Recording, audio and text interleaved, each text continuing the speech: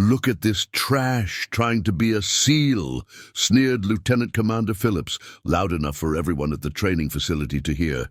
The other candidates snickered as 42-year-old Michael "Ghost" Reeves stood silently, his weathered face impassive despite the humiliation. The recruitment officer had already tried to reject the homeless veteran 3 times, claiming his age and unstable living situation made him ineligible, despite his distinguished service record. When Ghost insisted on taking the qualification test, Phillips had thrown him ragged shorts and a faded t-shirt instead of standard-issue gear. "Even if you somehow pass, you'll wash out in week 1, Phillips taunted. 6 hours later, as the sun set over the grueling obstacle course, the training facility fell silent as Ghost completed the final challenge, breaking the course record by 14 minutes. The commanding officers who had gathered to witness this unprecedented performance exchanged glances of disbelief before pulling out their phones. Before we jump back in, tell us where you're tuning in from, and if this story touches you, make sure you're subscribed, because tomorrow I've saved something extra special for you. The early morning fog hung low over the Naval Special Warfare Training Center in Coronado, California, shrouding the infamous obstacle course in an ethereal mist.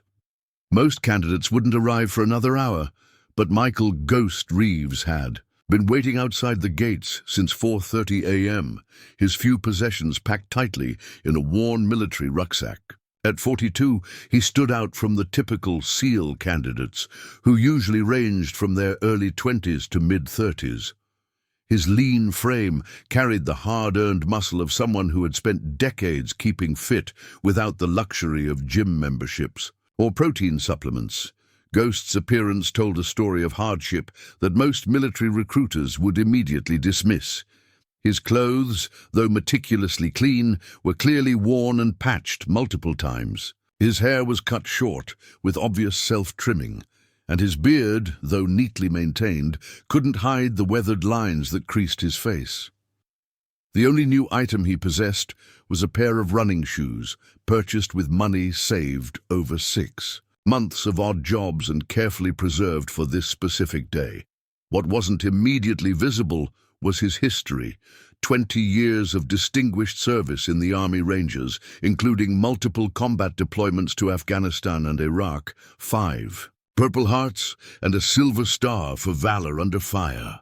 Few would guess that this man, who now slept under bridges and in shelters when the weather turned harsh, had once led elite squads through some of the most dangerous territories in the world. At precisely 0600, Chief Petty Officer Martinez arrived to open the facility gates. He paused when he spotted Ghost waiting patiently by the entrance, sizing up the older man with professional curiosity.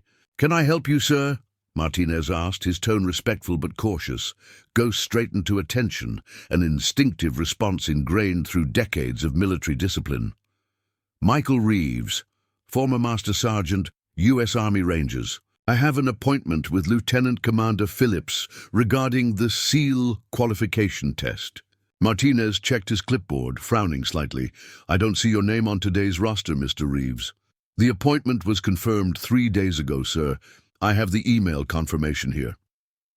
Ghost produced a carefully folded printout from his pocket, the paper creased but legible. Martinez examined the document, his expression shifting to one of mild surprise. "This seems to be in order, though it's unusual. Most candidates go through the standard recruitment channels."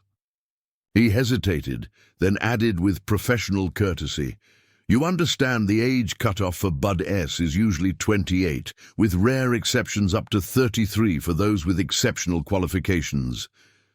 Ghost nodded once. "I'm aware of the standard requirements, Chief. I've been granted a special evaluation based on my prior service record and a recommendation from Captain James Harrington, SEAL Team 6, retired." The mention of Harrington's name caused Martinez to reassess the man standing before him. Harrington was a legend in the special operations community, someone whose recommendation carried significant weight. "I see," Martinez said, his tone warming slightly. "Please follow me, Mr. Reeves. I'll escort you to the administration building." As they walked through the facility, Ghost absorbed every detail with the quiet awareness of a man accustomed to analyzing his surroundings. The training center hadn't changed much since his last visit 15 years ago, when he had participated in a joint Rangers SEAL training exercise. The same punishing obstacle courses, the same stretch of beach for grueling PT sessions, the same concrete buildings housing classrooms and administrative offices. Only the faces had changed, younger, fitter, carrying the same eager determination he had once worn. Martinez led him to a waiting area outside Lieutenant Commander Phillips' office. "Please wait here. The Lieutenant Commander should arrive by 06:30. Ghost settled into a chair, his posture military straight despite his fatigue. He had spent the night under a highway overpass 5 miles from the base, rising at 3 a.m. to ensure he would arrive early. Being punctual wasn't just a military habit, it was a point of personal honor, especially when the odds were already stacked against him. At 06:45, 15 minutes late, Lieutenant Commander Phillips strode into the office, barely acknowledging Ghost's presence. A career officer in his mid-30s, Phillips exuded the confident authority of someone who had risen quickly through the ranks. His uniform was impeccable, his haircut regulation perfect, his demeanor brisk and businesslike. "Mr. Reeves," he said finally, glancing at the file on his desk rather than at Ghost himself. "I see you've been persistent about this evaluation." "Yes, sir," Ghost replied simply. Phillips leaned back in his chair, making no effort to hide his skepticism. "Let me be direct. While I respect your prior service, the SEAL program is not a rehabilitation project for veterans experiencing the difficulties." He gestured vaguely toward Ghost's worn clothing. "We maintain the highest standards in the world for our operators, and those standards exist for good reason." Preparing and narrating this story took us a lot of time, so if you are enjoying it, subscribe to our channel. It means a lot to us. Now back to the story. Ghost remained impassive, his expression revealing nothing of the slow burn of indignation rising within him. "I'm not looking for rehabilitation, sir. I'm looking for the opportunity to serve in a capacity that matches my skills and experience." Phillips raised an eyebrow. "At 42? With no fixed address? Do you understand the physical demands of Bud S training? The dropout rate for candidates in their 20s is over 80% for someone your age." He shook his head dismissively. "I understand the demands, sir," Ghost replied evenly. "I've completed similar training programs multiple times throughout my career. With respect, I'm not asking for special treatment, just the chance to be evaluated on the same metrics as any other candidate." Phillips studied him for a long moment, then sighed with barely concealed irritation. "Captain Harrington has pulled considerable strings to get you this evaluation. Personally, I think it's a waste of valuable training resources, but I've been overruled." He stood abruptly. "Report to Building C for processing. The qualification test begins at 800. As Ghost rose to leave, Phillips added with undisguised derision, "Try not to embarrass yourself or Captain Harrington too badly. And Mr. Reeves, when you fail, not if, when, I don't want to hear any excuses about age or circumstances. You insisted on this opportunity against my recommendation." Ghost met Phillips' gaze steadily. "Understood, sir. No excuses." The processing center in Building C was already busy with the day's regular candidates, 20 young men in peak physical condition, most with the confident bearing of those who had excelled in whatever they had attempted before. They fell silent as Ghost entered, eyeing him with a mixture of curiosity and confusion. Few could comprehend why someone his age would be attempting what many considered the most grueling military training program in the world. A petty officer handed Ghost a stack of forms to complete and directed him to a corner desk. As Ghost began methodically working through the paperwork, he overheard snippets of conversation from the younger candidates. "Is he someone's dad?" one whispered. "Maybe he's a visiting instructor," another suggested. "No way, look at him. Probably maintenance staff in the wrong place." Ghost ignored them, focusing on the task at hand. The forms asked for standard information. Service, history, medical background, emergency contacts. He hesitated at the address field before writing transitional and listing the Veterans Outreach Center where he received mail. For emergency contact, he put Captain Harrington's information, having no family to list. When he returned the completed forms, the petty officer scanned them quickly, his eyebrows rising slightly at certain entries. 20 years with the Rangers? 5 Purple Hearts? Ghost nodded once, offering no elaboration. "And you're transitional?" the petty officer asked, glancing at the address field. "Currently between permanent residences," Ghost confirmed, his tone making it clear he had no interest in discussing his housing situation. The petty officer seemed about to say something else, then thought better of it. "Gear issue is through that door. Physical screening begins in 20 minutes.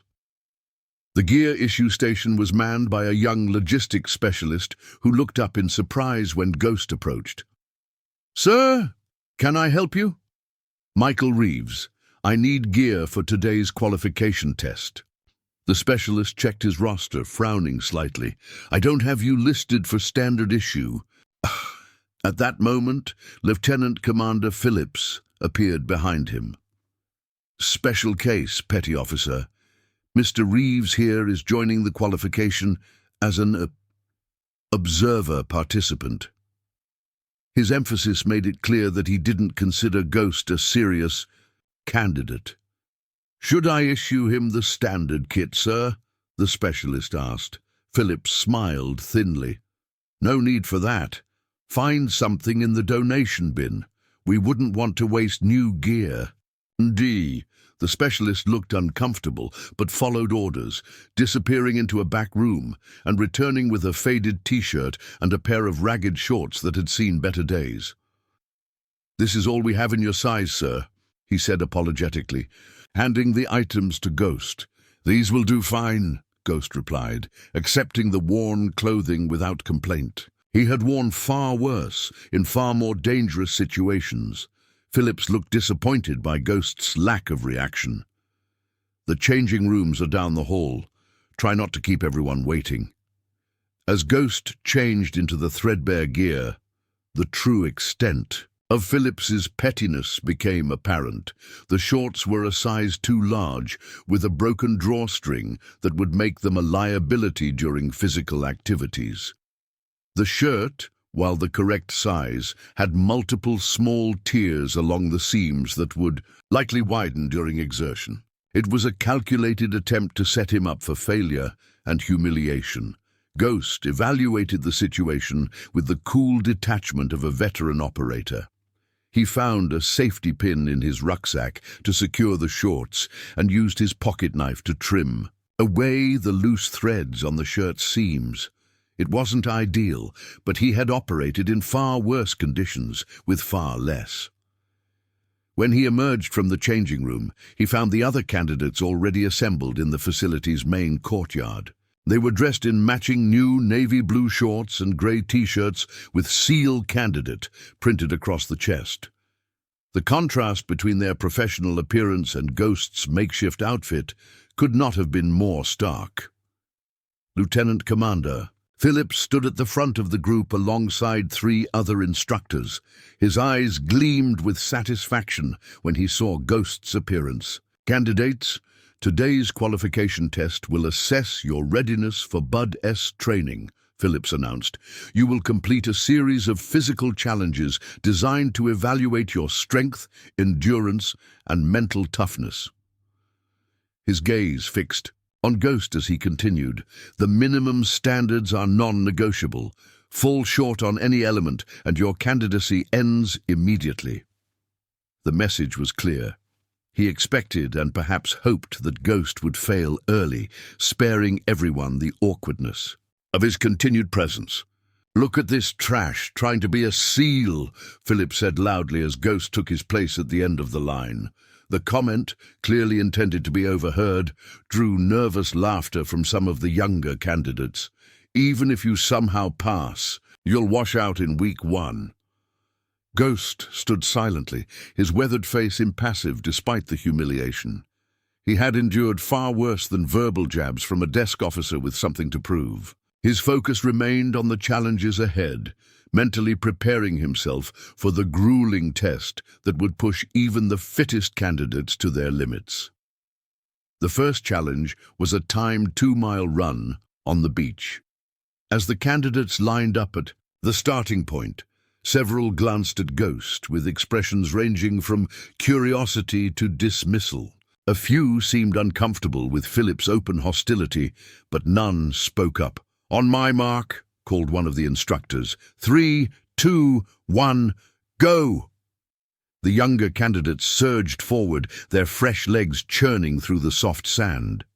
Ghost started at a measured pace, conserving energy while maintaining a steady rhythm. He had learned long ago that endurance events weren't won in the first minute. By the half-mile mark, the pack had spread out considerably. Ghost had moved up to the middle of the group, his efficient stride eating up ground with minimal wasted energy.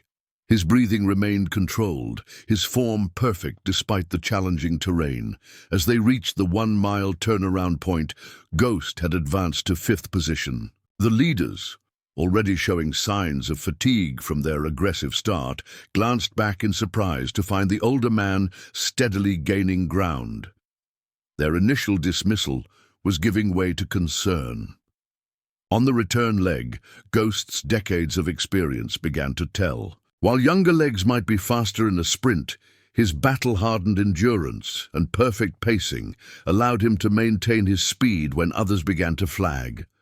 One by one, he passed the early leaders, moving into 2nd position with a 1/4 mile remaining.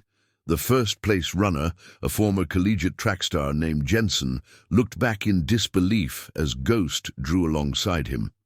Jensen tried to accelerate, but his earlier pace had depleted his reserves. Ghost, running with the same metronomic rhythm he had established at the start, pulled ahead and crossed the finish line 5 seconds before his nearest competitor. The instructors checked their stopwatches, exchanging glances of surprise. 11 minutes 42 seconds, announced the lead instructor. It was well under the qualification standard of 13 minutes, and among the fastest times they had recorded that year. Phillips frowned, clearly disappointed by Ghost's strong performance. "Lucky conditions," he muttered to one of the other. "Instructors, let's see how he handles the strength components." The next phase consisted of push-ups, pull-ups, and sit-ups, standard measures of upper body and core strength. Again, Ghost outperformed expectations, completing 87 push-ups, 22 pull-ups, and 89 sit-ups within the allotted time periods. His numbers weren't the highest in every category.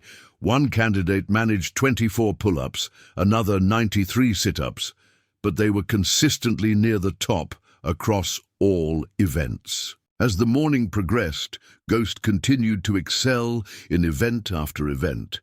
His performance in the 500-yard swim particularly stood out, where his efficient technique and powerful stroke carried him to another first-place finish.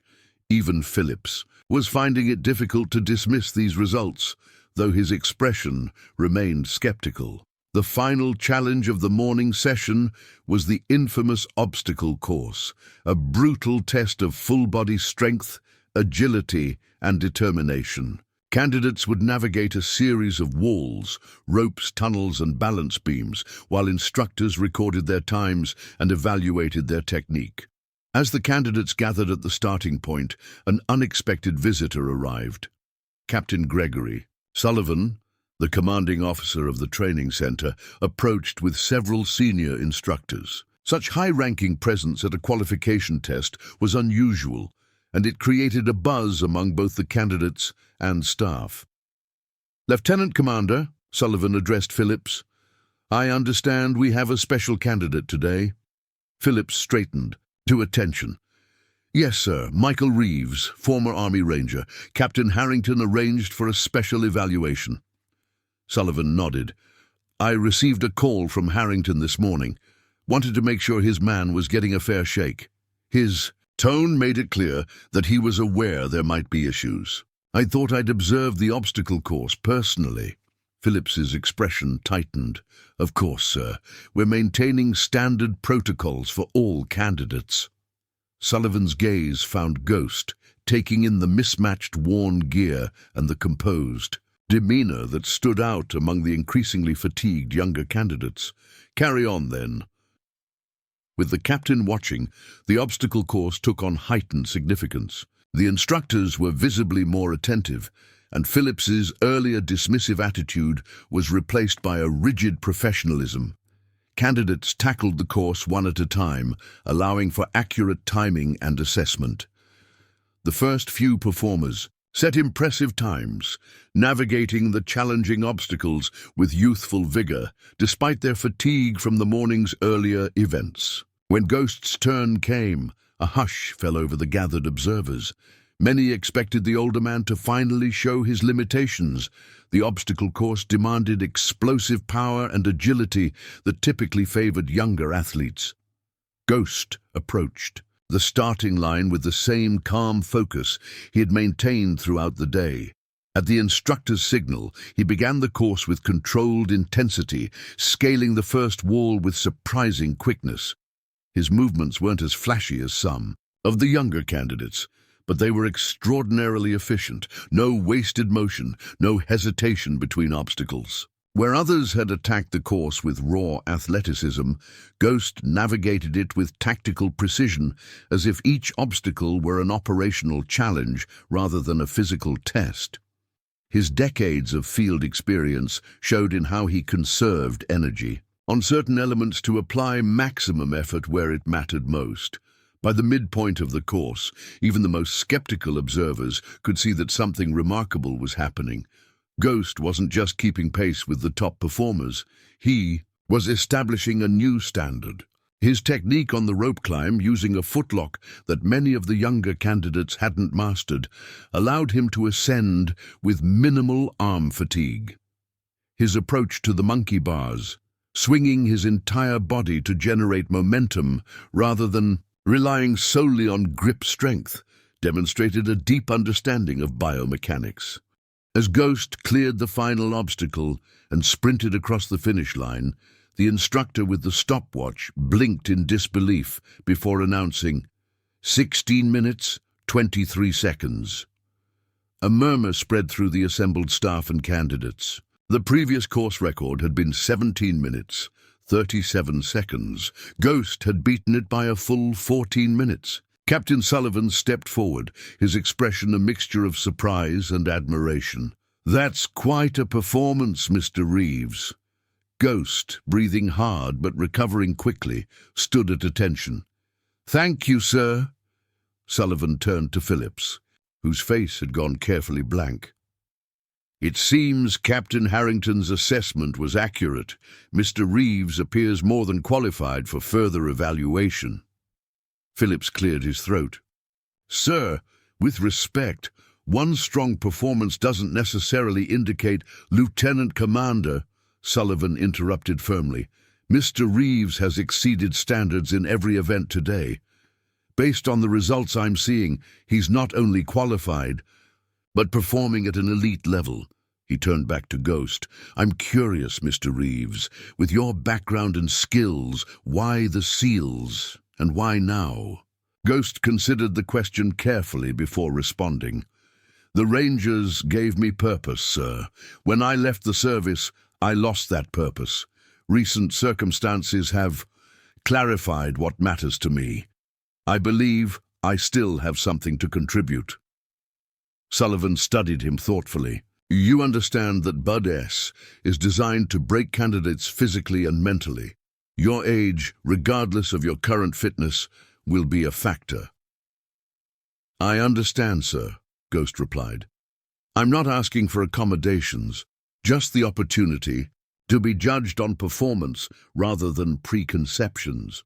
A ghost of a smile touched Sullivan's lips at the appropriate choice of words. Fair enough. He turned to his aide. Contact Captain Harrington. Tell him his candidate has passed the initial evaluation with distinction. To Phillips, he added, I want Mr. Reeves processed for the next Bud S class. Standard procedures. Standard issue gear. Phillips's jaw tightened, but he nodded. Yes, sir. As the captain departed, the other candidates approached Ghost with newfound respect, their earlier dismissal replaced by genuine curiosity and, in some cases, admiration. That was insane, said Jensen. The runner Ghost had outpaced earlier. Where did you learn that rope technique? Afghanistan, 2005, Ghost replied simply. When your life depends on moving quickly over difficult terrain, you develop efficient methods. Another candidate, bolder than the rest, asked the question, on everyone's mind, is it true what they're saying, that you're homeless? Ghost met the young man's gaze steadily. I'm between permanent addresses. Not everyone transitions smoothly from military to civilian life. But with your skills and experience, the candidate began, clearly struggling to reconcile Ghost's obvious capabilities with his current circumstances. Life happens, Ghost said with finality, making it clear he considered the topic closed. As the candidates dispersed for a brief meal break before afternoon processing, Lieutenant Commander Phillips approached Ghost, his earlier hostility tempered but not eliminated by the captain's intervention. You made quite an impression, Phillips said, his tone carefully neutral. But Bud S is a different animal altogether. What you did today is just the entry ticket to the real test. Ghost nodded. I'm aware, sir. Phillips studied him, professional curiosity temporarily overriding his prejudice. 20 years with the Rangers, multiple combat deployments, distinguished service record, and now living on the streets. What happened to you, Reeves? For the first time that day, Ghost's composed demeanor wavered slightly. The same thing that happens to many veterans, sir. The skills that keep you alive in combat don't always translate to civilian success. Add some PTSD, a few bad decisions, and a system that's better at creating warriors than supporting them afterward. He shrugged.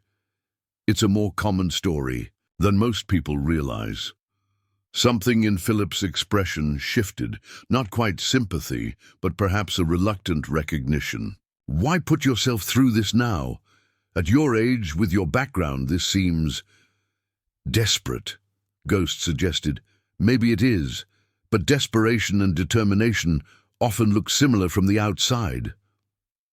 He met Phillips's gaze directly. I need purpose, sir, structure, a mission. Things make sense in the military that don't make sense anywhere else, at least not to me. Before Phillips could respond, they were interrupted by Chief Petty Officer Martinez, who approached with a stack of forms. Sir, the captain has expedited Mr. Reeves' processing. These need your signature to confirm today's evaluation results. Phillips accepted the paperwork, scanning the pages briefly before signing with a sharp, decisive stroke. Congratulations, Mr. Reeves.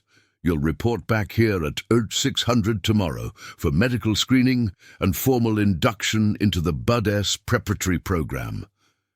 Thank you, sir, Ghost replied. Don't thank me yet, Phillips said, handing the signed forms to Martinez. Today was just a sample of what's to come. The real test begins tomorrow, and it only gets harder from there. As Ghost collected his few belongings from the locker room, he overheard a conversation between two instructors in the hallway. Did you see that obstacle course run? One was saying. I've never seen anything like it. Harrington always said, there was something special about the Rangers he worked with in Afghanistan, the other replied. Said they had a different kind of grit. Guess he wasn't exaggerating. Still, at his age, with his background, you think he has any real shot at making it through Bud S? There was a pause before the response came. I wouldn't bet against him. Did you see his eyes? That's a man with nothing to lose and everything to prove. Ghost smiled slightly to himself as he shouldered his rucksack. They were right about one thing. He had nothing to lose. The past few years had stripped away everything except his core identity as a soldier. But they were wrong about him having everything to prove. He had already proved his worth countless times on battlefields around the world. This wasn't about proving anything to others. It was about reclaiming himself. As he exited the facility, the afternoon sun illuminated the beach where tomorrow his journey would truly begin. For the first time in years, Ghost felt something he had almost forgotten. Hope. Not just the desperate hope of finding shelter for the night or enough food to quiet his hunger, but hope for a future with meaning and purpose. Tonight, he would still sleep under the stars, perhaps on the same beach where he would train tomorrow. But it would be different now. He wasn't just a homeless veteran anymore. He was a SEAL candidate. And if today had proved anything, it was that some warriors refused to be defined by their circumstances. They define themselves by their actions, their courage, and their unbreakable will to overcome whatever obstacles life places in their path. Ghost took one last look at the training facility before heading toward the beach, his steps lighter than they had been in years. Tomorrow would bring new challenges, new pain, and new opportunities to prove that age and circumstance were merely obstacles to be overcome, not defining limitations. And he was very, very good at overcoming obstacles. Dawn broke over Coronado Beach with the distinctive sound of Navy life. Reveille calls in the distance, waves crashing rhythmically against the shore, and the low hum of military vehicles preparing for the day's operations. Michael Ghost Reeves had slept on a secluded stretch of beach, his rucksack as a pillow and his worn jacket as a blanket. Despite the uncomfortable conditions, he had slept soundly, lulled by the familiar sounds of the ocean and the promise of purpose that awaited him. He rose before his watch alarm, performing his morning ritual with military precision. 20 minutes of mobility exercises to loosen muscles stiffened by age and a night on the sand. 50 push-ups, 50 sit-ups. Not enough to fatigue him before the day's challenges, but sufficient to awaken his body. A protein bar and water for breakfast, carefully rationed from his limited supplies. A quick wash in a public beach shower, cold water shocking away the last vestiges of sleep. By 05:30, Ghost was already waiting at the training center gates, freshly shaved and wearing the cleanest clothes from his rucksack. Unlike yesterday's uncertainty, today he approached the facility with quiet confidence born from his spectacular performance during the qualification test. Chief Petty Officer Martinez arrived precisely at 600, nodding with something like respect when he spotted Ghost. "Right on time, Mr. Reeves." "Always, Chief," Ghost replied. Martinez escorted him not to the administration building, but to the medical center, a state-of-the-art facility where SEAL candidates underwent comprehensive physical examinations before beginning the BUDS preparatory program. "Captain Sullivan expedited your processing," Martinez explained as they walked. "Normally there's a waiting period between qualification and medical screening, but he's pushed everything through for immediate action." Ghost understood the implications. The captain was giving him a chance, but also testing him, throwing him immediately into the pipeline without the preparation time afforded to other candidates. It was both an opportunity and a challenge. The medical center buzzed with early morning activity. Navy corpsmen in blue scrubs moved efficiently between examination rooms, processing the day's patients with military precision. Ghost was immediately handed a clipboard with medical history forms. Complete these while you wait, a young corpsman instructed. Dr. Ramirez will see you within the hour. Ghost settled into a chair and began methodically working through the extensive questionnaire. The form asked for details about previous injuries, surgeries, allergies, and family medical history. In Ghost's case, the injury section alone required an additional page. 5 Purple Hearts didn't come without. Significant physical trauma. He documented everything honestly. The shrapnel wounds to his left leg from an IED in Fallujah, the bullet that had grazed his skull during an ambush in Kandahar, the 3 broken ribs and punctured lung from a building collapse in Mosul, the numerous stitches, concussions, and sprains accumulated over 2 decades of combat operations. He listed the surgeries required to repair his shattered femur, the plates and screws still holding parts of his skeleton together, the tendon reconstruction in his right shoulder. What he couldn't document in the clinical language of medical forms was how each injury had changed him, not just physically, but mentally. How he had learned to push through pain that would incapacitate most people. How his body had adapted, finding new ways to generate strength and movement when old pathways were damaged. How each recovery had been an education in human endurance and adaptation.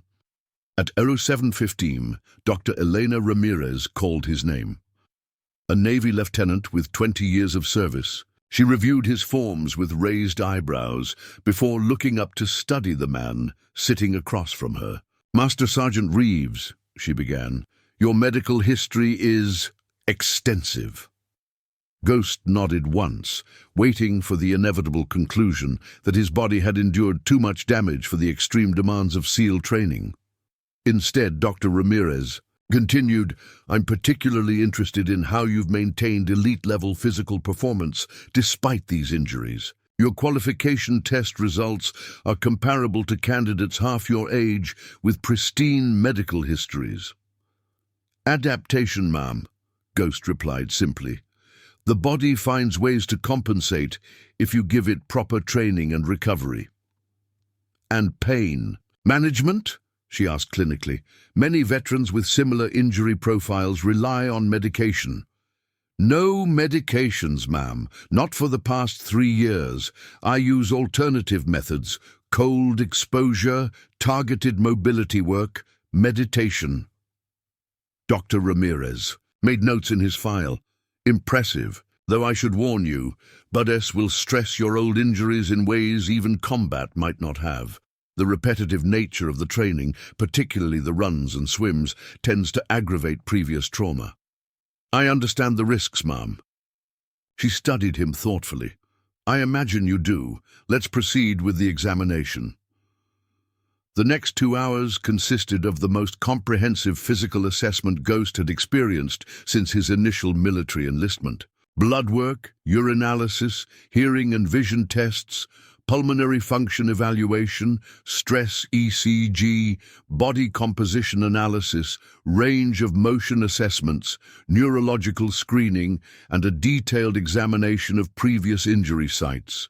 Throughout it all, Ghost remained stoic, following instructions with the calm efficiency that had become his hallmark. When the tests required maximum exertion, like the VO2 max assessment that pushed his cardiovascular system to its limits, he performed with the same disciplined intensity he had shown during yesterday's qualification.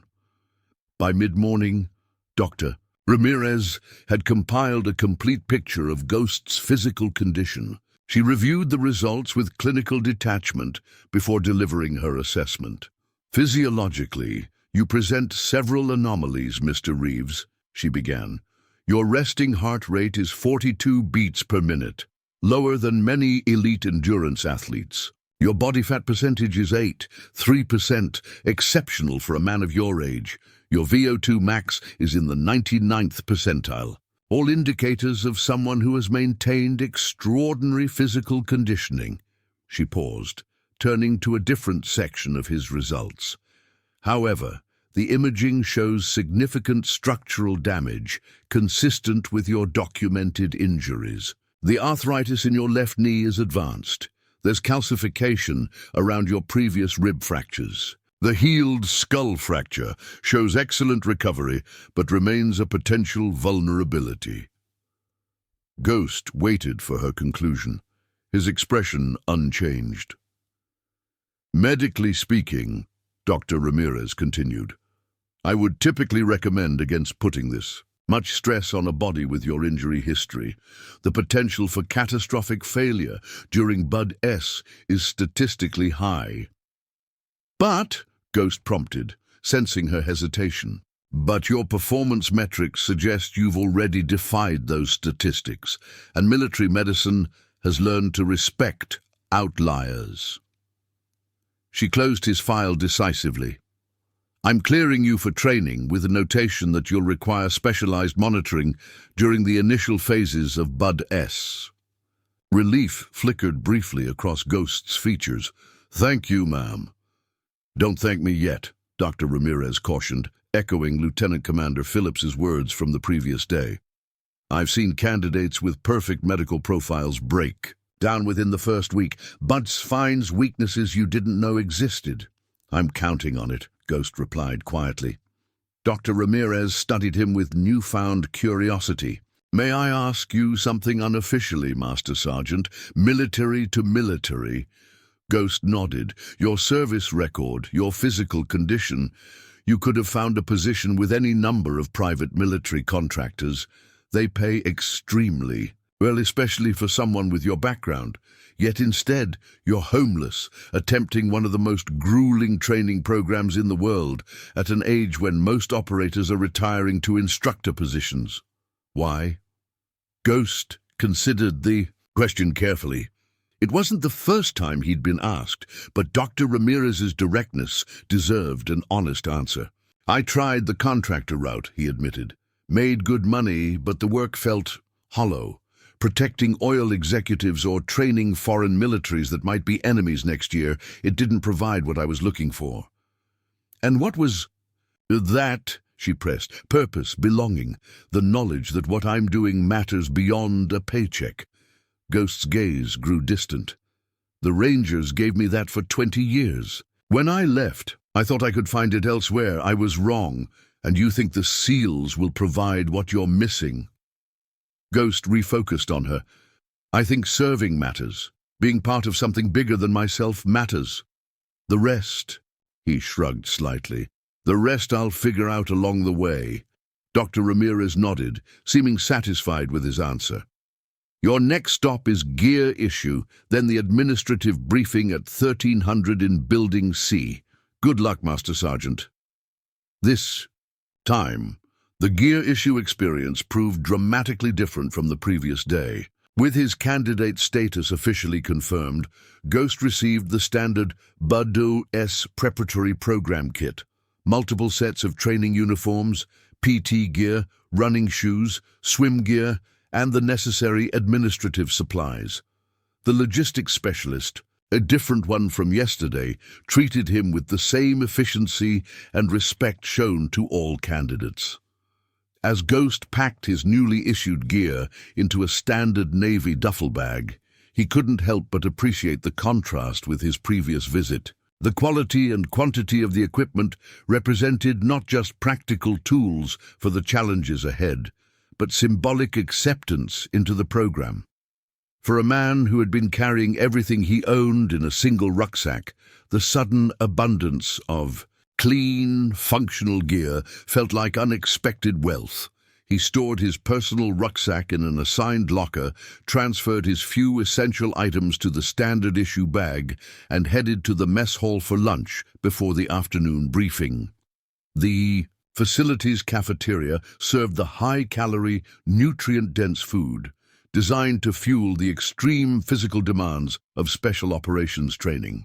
Ghost filled his tray methodically, calculating his protein, carbohydrate, and fat intake with the precision of someone who understood exactly what his body needed for optimal performance. As he scanned the crowded mess hall for a seat, he noticed a table of younger candidates from yesterday's qualification test, watching him with undisguised curiosity. After a moment's hesitation, Jensen, the former track star, waved him over. "Mind if I join you?" Ghost asked as he approached their table. "Please do," Jensen replied, gesturing to an empty chair. "We were just talking about your obstacle course. Run yesterday. That technique on the rope climb was insane." Ghost set down his tray and took a seat, nodding acknowledgement to the other candidates. "Standard Ranger technique conserves upper body strength for when you really need it. I'm Chris Jensen." The younger man introduced himself formally, extending his hand. "These are Mike Tran, Derek Washington, and Sanjay Patel. We all qualified yesterday, too." Ghost shook hands with each of them, noting their firm grips and direct eye contact, all indicators of the confidence typical in SEAL candidates. "Michael Reeves. Most people call me Ghost." "Hell of a call sign," Washington commented. "How'd you get it?" "Afghanistan, 2007, Ghost replied between methodical bites of his meal. "Our unit was pinned down during a night operation. I managed to infiltrate the enemy position and take out 6 tangos without being detected." The name stuck. The young men exchanged impressed glances. "The instructor said you were Rangers," Patel ventured. 20 years? Ghost nodded. "Enlisted at 18, retired at 38. "And now you're here," Jensen said, the unspoken question hanging in the air. Ghost met his gaze steadily. "Now I'm here." There was a moment of awkward silence before Tran spoke up. "Lieutenant Commander Phillips was completely out of line yesterday, the way he treated you. It wasn't right." "Instructors test candidates in different ways," Ghost replied neutrally. "Sometimes they're looking for technical skills. Sometimes they're looking for how you handle adversity or disrespect." "Still," Jensen insisted, "the comments about your situation, that crossed a line." Ghost set down his fork and studied the younger men carefully. They seemed genuinely troubled by Phillips' behavior, which spoke well of their character. These weren't entitled kids looking for an adventure. They were serious candidates with a solid moral compass. In special operations, you learn quickly that dignity isn't something others give you. It's something you maintain regardless of circumstances, Ghost said finally. "Phillips couldn't take anything from me that I wasn't willing to surrender." The wisdom of this statement hung in the air as the young men considered its implications. Before they could respond, a booming voice cut through the general mess hall chatter. "Candidates, attention!" The room immediately fell silent as Senior Chief Petty Officer Marcus Jackson entered. A legendary SEAL instructor known for his uncompromising standards and encyclopedic knowledge of special warfare tactics, Jackson commanded instant respect from everyone present. "Administrative briefing has been moved up to 12:30 in Building C," Jackson announced. "That's 30 minutes from now. Finish your meals and proceed directly there. Do not be late." As Jackson's eyes scanned the room, they paused briefly on Ghost. A flicker of recognition crossed his features before his gaze moved on. Ghost wasn't surprised. The special operations community was relatively small, and his qualification test performance had likely already become a topic of discussion among the cadre. "Looks like our lunch is getting cut short," Jensen said as Jackson departed. "We should head over early to get good seats." Ghost nodded agreement, finishing his meal with efficient speed. As they bussed their trays and prepared to leave, Jensen hesitated. "Reeves, Ghost, whatever they throw at you, just know not all of us buy into the prejudice. You've earned your shot, same as any of us." Ghost offered a rare, slight smile. "Appreciate that, Jensen. See you at the briefing." Building C's main classroom was designed to accommodate 50 candidates, with tiered seating facing a presentation area equipped with multiple screens and tactical demonstration space. Ghost and his newfound acquaintances arrived 15 minutes early, securing seats in the middle section. Not so far back as to suggest lack of interest, not so far forward as to appear over-eager. Gradually, The room filled with candidates from various intake groups. Some were just beginning the preparation program, while others were nearing the transition to formal BUD-S training. All shared the unmistakable physical characteristics of elite military candidates, fit, alert, and carrying themselves with the confidence of men accustomed to excelling. At precisely 12:30, Senior Chief Jackson entered, followed by Lieutenant Commander Phillips and 3 other instructors. The room snapped to attention. "Seats," Jackson commanded, and 50 candidates sat in perfect unison. Phillips stepped forward, his gaze sweeping the room before settling momentarily on Ghost. If he was surprised to see the older candidate already integrated with the others, his expression didn't show it. "Gentlemen, welcome to BUD-S Preparatory Training," Phillips began. "For those just joining us, this program is designed to prepare you for the challenges of basic underwater demolition SEAL training. It's not BUD-S itself, but rather a conditioning phase to increase your chances of success." He paced deliberately across the front of the room. "Make no mistake, this is not remedial training for those who couldn't qualify directly for BUD-S. This is specialized preparation for candidates who have demonstrated exceptional potential." Ghost noted the subtle shift in Phillips's rhetoric from the previous day. Where before he had been dismissive of Ghost's chances, now he was framing the preparatory program as elite in its own right. Perhaps Captain Sullivan's intervention had affected more than just Ghost's processing. "The program consists of 8 weeks of progressive training," Phillips continued. "Physical conditioning, water competency, teamwork development, and mental resilience are the core components. You will be evaluated continuously. Those who fail to meet standards will be removed from the program." Senior Chief Jackson took over, his deep voice filling the room without effort. "Your day begins at 0500 with PT formation. Training continues until 1800, with evenings reserved for gear maintenance, study, and recovery. Weekends are not off, therefore additional water training and team development exercises." Jackson clicked a remote, bringing up a detailed schedule on the main screen. Week 1 focuses on baseline development, establishing your current capabilities and identifying areas for improvement. Week 2 introduces progressive overload in strength and endurance. Weeks 3 and 4 emphasize water competency. Weeks 5 and 6 focus on team tactics and operational concepts. Weeks 7 and 8 are integration and final evaluation. Ghost studied the schedule intently, mentally calculating the physical demands against his current condition. The program was intelligently designed, challenging enough to prepare candidates for BUD-S while building rather than breaking them.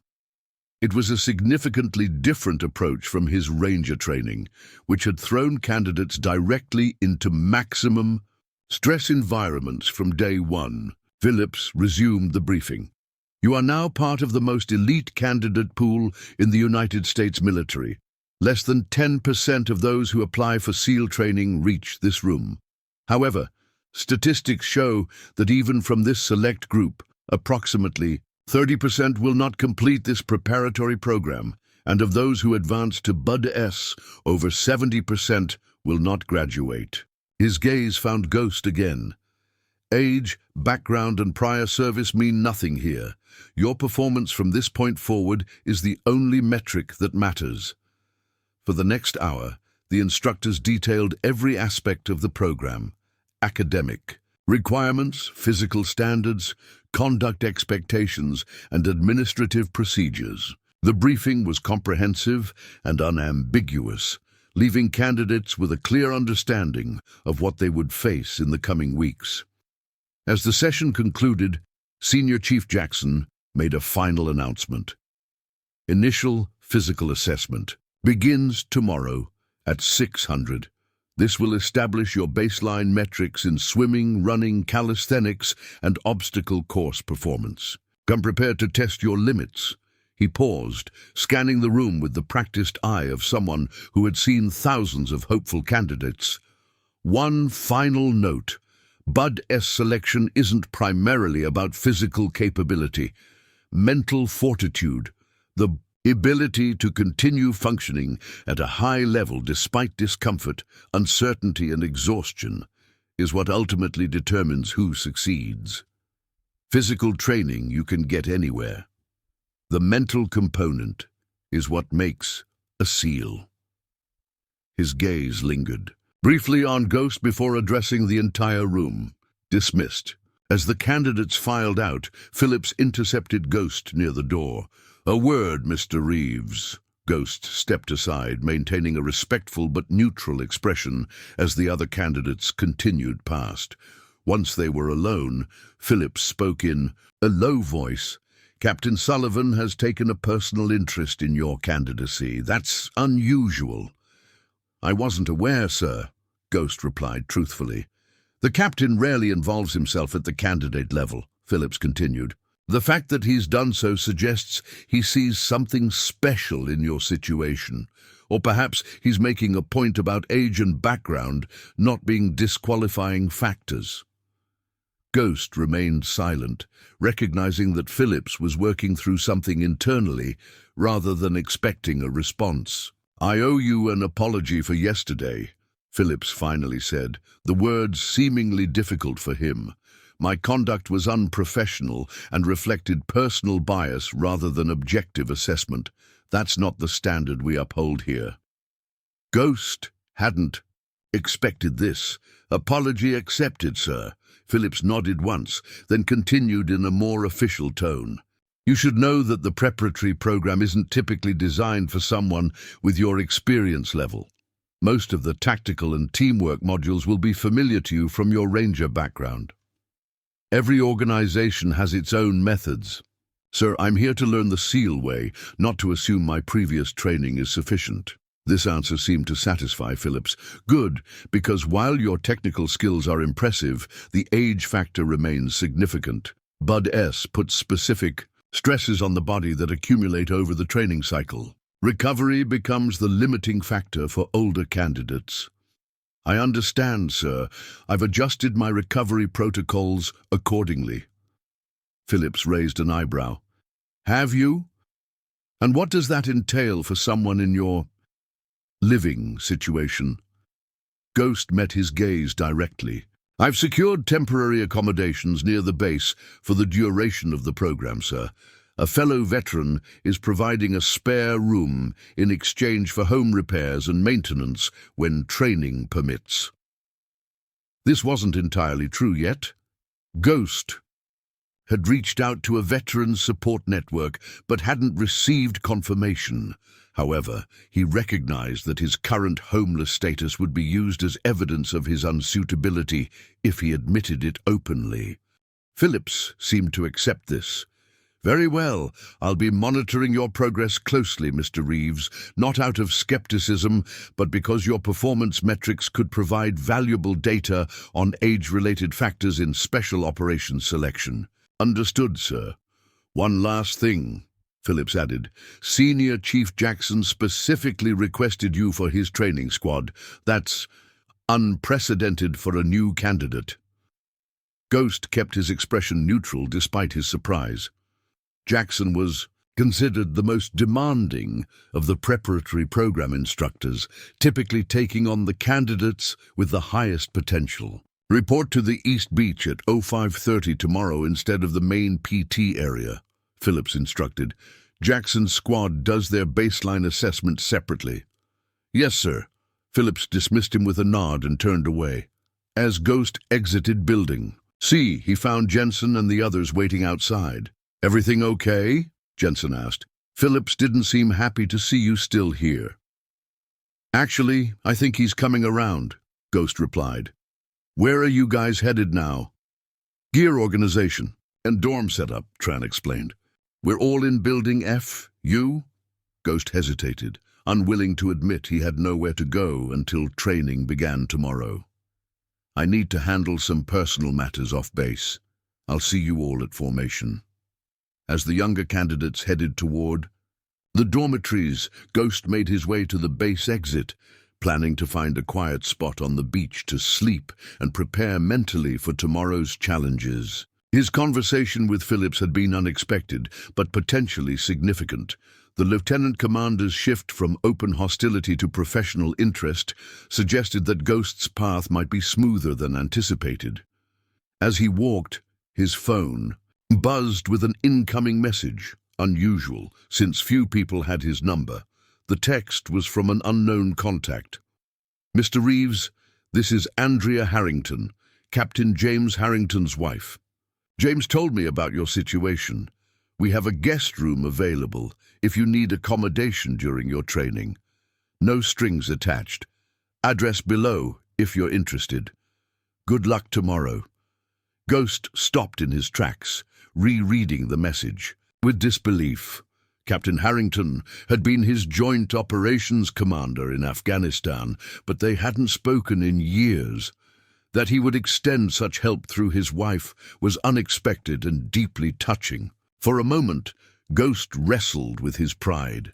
Accepting help didn't come easily after years of self-reliance, but he was also pragmatic enough to recognize that proper rest and recovery would be crucial to his success in the program. He typed a simple reply, "Thank you. I accept gratefully. Will arrive this evening if convenient." The response came immediately. "We'll be here. Dinner at 1900 if you'd like to join us." As Ghost changed direction toward the address provided, he reflected on the day's developments. In less than 24 hours, he had gone from a homeless veteran facing institutional skepticism to a fully processed SEAL candidate with both accommodation and apparent allies within the training command. The path ahead remained dauntingly difficult, but for the first time in years, Ghost felt the pieces of his life aligning toward a meaningful purpose. Tomorrow would bring new challenges, new pain, and new opportunities to prove himself, not just to the SEAL instructors, but to himself. And that, more than anything, was what he had been searching for. The Harrington residence sat on a quiet street 3 miles from the naval base, a modest single-story home with meticulously maintained gardens and an American flag flying prominently by the front door. Ghost arrived at 1845, earlier than the invited dinner time, but consistent with his military habit of punctuality. He stood on the porch for a moment, adjusting the collar of his one decent shirt and gathering his composure before ringing the doorbell. The door opened to reveal a woman in her early 60s, with silver-streaked auburn hair and the confident bearing of someone who had weathered numerous deployments and military relocations. Andrea Harrington's smile was genuine as she extended her hand. "Mr. Reeves, I presume. Please, come in." "Thank you for the invitation, ma'am," Ghost replied, stepping into a home that radiated warmth and stability, qualities his life had lacked for years. Andrea led him through a living room adorned with photos of Captain Harrington throughout his naval career, interspersed with family portraits and mementos from deployments around the world. The walls told the story of a life dedicated to service, both military and familial. "James is in his study on a call with Washington," Andrea explained. "He should be finished shortly. Can I offer you something to drink? Water, coffee, tea?"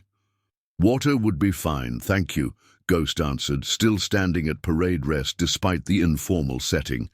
Andrea smiled knowingly. "At ease, Master."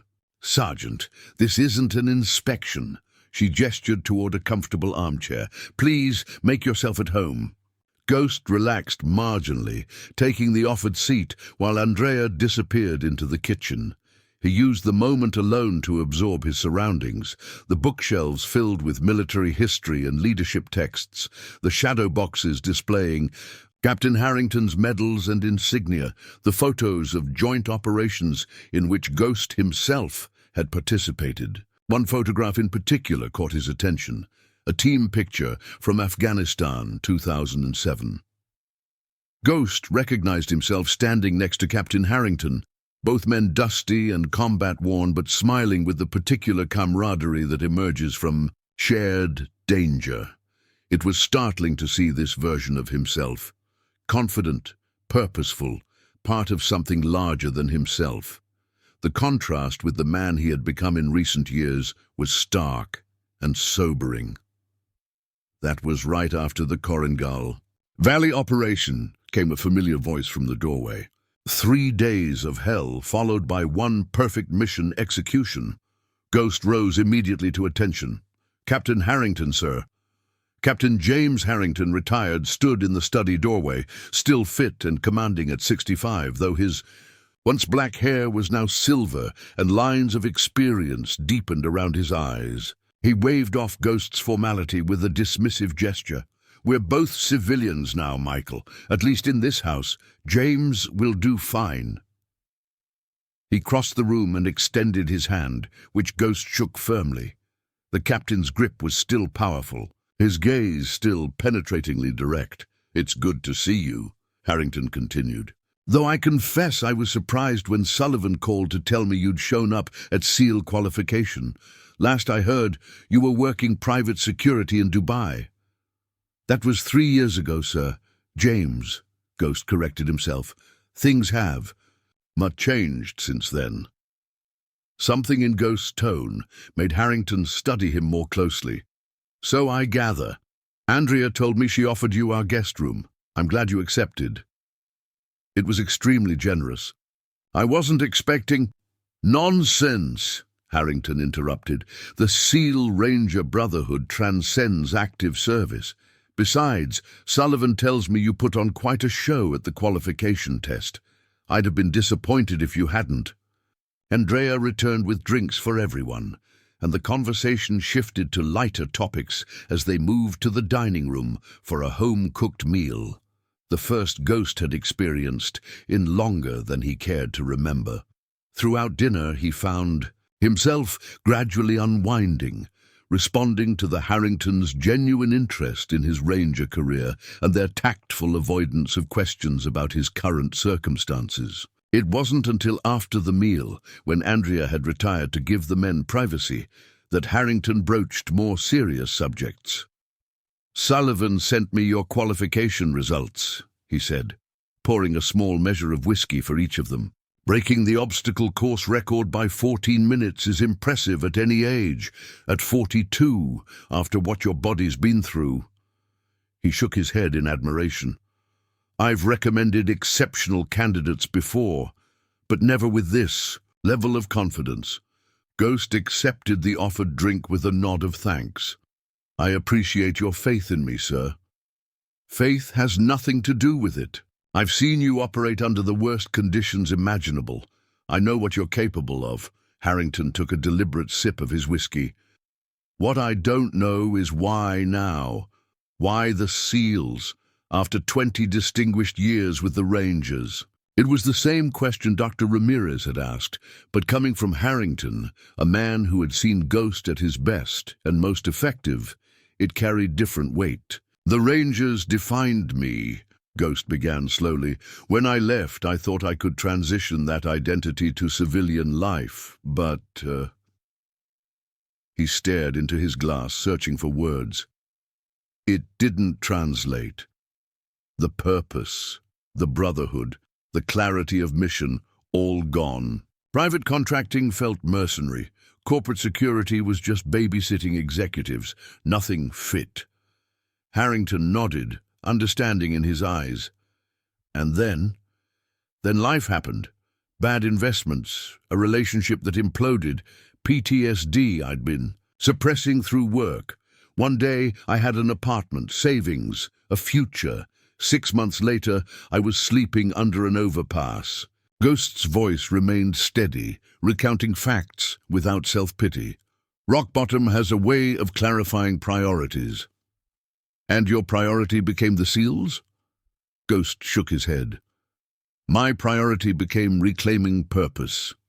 The SEALs represent the highest standard, the most demanding test. If I could meet that standard, even attempt to meet it, I'd know I wasn't finished, that I still had value to offer." Harrington studied him thoughtfully. You know, Bud S. has an 80% attrition rate for candidates in peak condition with none of your mileage. I'm counting on it, Ghost replied with the ghost of a smile. Easy tests don't prove anything worth knowing. The captain laughed softly. That's a very Ranger philosophy. His expression grew more serious. Michael, regardless of how this plays out, my door remains open to you. Andrea and I have discussed it, and the guest room is yours for the duration of your training. No conditions, no expiration date. Ghost felt an unexpected tightness in his throat at this unconditional offer, the first safety net he'd been. Extended in years, I don't know what to say. Say you'll accept and that you'll use it as a foundation to rebuild. Harrington leaned forward, his gaze intense. I've seen too many good operators fall through the cracks after service. Men who gave everything for their country, then found that country had little to offer them afterward. I won't let that happen. To you. Not if I can help it. Ghost nodded once, a depth of gratitude in his eyes that words couldn't express. I accept, and I won't waste the opportunity. Good. Harrington raised his glass in a toast to new beginnings and old warriors who refused to fade away. They finished their drinks in companionable silence before Harrington showed Ghost to the guest room, a comfortable space with a real bed, clean linens, and a private bathroom. It was modest by civilian standards, but felt like luxury to a man who'd been homeless for over a year. Get some rest, Harrington advised. You'll need it for Jackson's baseline assessment tomorrow. He has a reputation for pushing candidates to their absolute limits on day one. I'm familiar with the approach, Ghost replied, thinking of his own Ranger training decades earlier. Thank you again, sir, for everything. After Harrington left, Ghost took a long, hot shower, another forgotten luxury, before setting out his newly issued PT gear for the morning. He set his alarm for 0400, allowing time for proper nutrition and transit to the base. Then he stretched out on the bed, staring at the ceiling as he conducted his pre-sleep mental routine. In the Rangers, he had developed a visualization technique for mission preparation, mentally rehearsing each step, anticipating challenges, preparing contingencies. Tonight, he applied the same discipline to the coming day's assessment, imagining each physical test and his approach to it. Where younger candidates might rely on raw power and speed, Ghost would leverage efficiency, technique, and the mental toughness forged through decades of pushing beyond perceived limits. His last thought before sleep claimed him was that for the first time in years, tomorrow held promise rather than merely survival. Ghost arrived at the East Beach at precisely 0520, 10 minutes before the designated formation time. The pre-dawn darkness was just beginning to yield to the first hints of grey light over the Pacific. The air carried the crisp coolness of early morning, tinged with salt and possibility. He was not the first to arrive.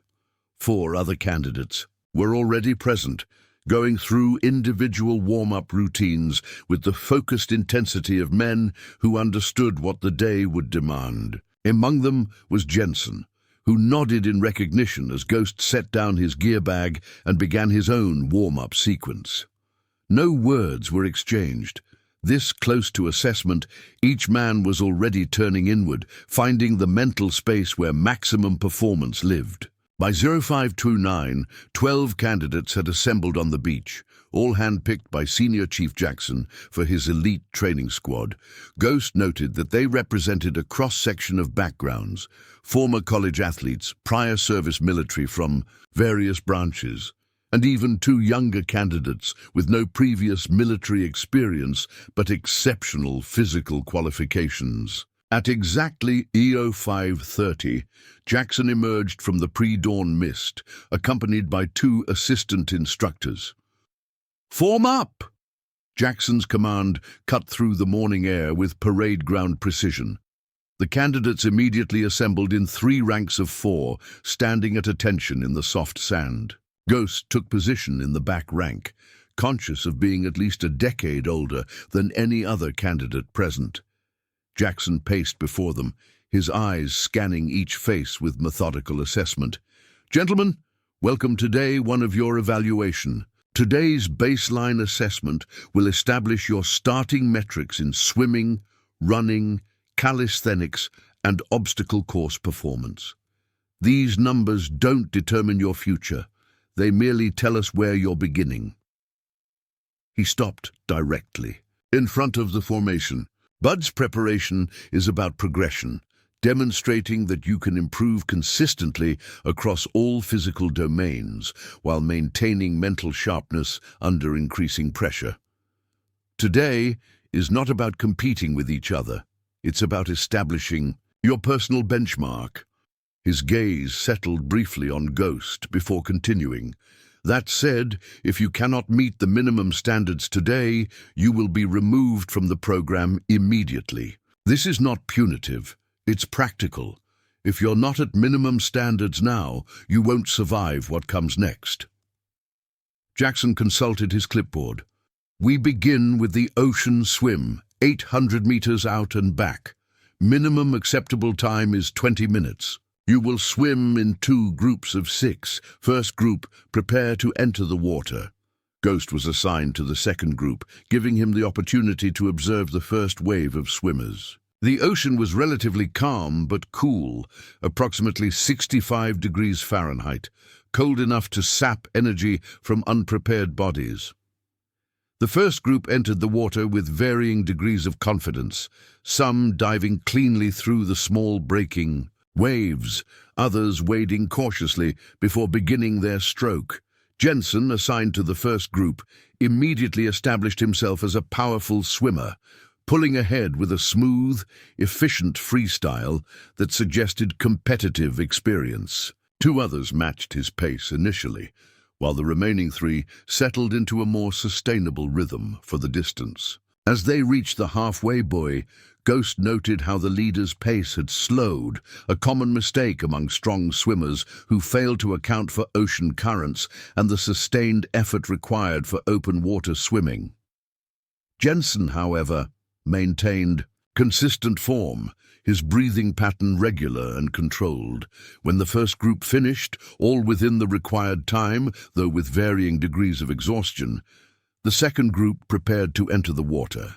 Ghost removed his shirt, revealing a torso mapped with scars that told the story of his combat history. Several of the younger candidates glanced at him with newfound respect, suddenly understanding that the older man among them had paid in blood for his experience. "Second group, enter the water," Jackson commanded. Ghost waded in purposefully, feeling the cold embrace of the Pacific around his legs, then waist, then chest. When the water reached shoulder depth, he began his stroke, not the powerful freestyle of youth, but a methodical, energy-conserving combination of freestyle and breaststroke designed for maximum efficiency over distance. Open water swimming had been part of his personal fitness regimen for years, even during his homeless period. The ocean offered free training when gyms and pools were inaccessible. This familiarity showed in his comfort level as he established a rhythm synchronized with his breathing and the natural pulse of the waves. By the halfway point, Ghost had moved from 5th position to 3rd, passing 2 younger candidates who had started strong but were now struggling with the sustained effort. His technique remained unchanged, each stroke deliberately measured, his kick providing just enough propulsion without wasting energy. On the return leg, with the current now working against all swimmers, Ghost's experience proved decisive. Where others fought the water, he worked with it, finding the path of least resistance and maintaining his pace when others began to falter. He finished 3rd in his group, with a time of 15:42, well under the required minimum and impressive. For a candidate of any age, Jackson merely nodded as he recorded Ghost's time, but the slight raise of his eyebrow conveyed surprise at the strong performance. There was no time for recovery. The next test began immediately. 4-mile beach run, Jackson announced. Minimum time 32 minutes. Begin on my mark. Running on sand demanded different techniques than road running. The soft, shifting surface sapped power from each stride while engaging stabilizing muscles. Often undertrained in conventional runners, Ghost had anticipated this, adjusting his stride length and foot placement to maximize efficiency on the challenging terrain. Again, the younger candidates surged ahead initially, their fresh legs churning through the sand with youthful power. Ghost settled into the middle of the pack, focusing on maintaining a sustainable pace rather than competing for early position. His running form reflected decades of refinement, shoulders relaxed, arms moving in perfect counterbalance to his, legs breathing controlled and rhythmic. By the 2-mile turnaround point, the effects of the swim were evident in many candidates. Several who had started strong were now laboring, their form deteriorating as fatigue accumulated. Ghost, however, maintained his measured pace, gradually advancing through the field as others slowed. The final mile revealed the true separation between candidates. Jensen, demonstrating remarkable all-around fitness, maintained his lead position. 2 others stayed within striking distance. The remaining pack spread out according to their endurance capacity, with several clearly struggling to maintain minimum pace. Ghost finished 4th overall with a time of 28:17, again well under the requirement and remarkable for his age category. As he crossed the finish line, his breathing remained controlled, his form unbroken. Where younger candidates doubled over or collapsed onto the sand, Ghost remained standing, walking slowly to manage his recovery while preparing mentally for the next challenge. Jackson's expression remained professionally neutral, but he studied Ghost with increasing interest as he recorded the run times. 5-minute recovery, then calisthenics assessment, Jackson announced. Push-ups, pull-ups, and sit-ups to maximum effort. The calisthenics portion would test not just raw strength but muscular endurance, the ability to perform repeated contractions against fatigue. Ghost used the brief recovery period to hydrate and perform targeted mobility movements to prepare. His joints, particularly his shoulders, which had accumulated the most damage during his military career. The calisthenics assessment began with push-ups, 2 minutes of maximum repetitions with perfect form. Any rep that didn't meet standard wouldn't count. Ghost approached this methodically, starting at a sustainable pace rather than burning out early.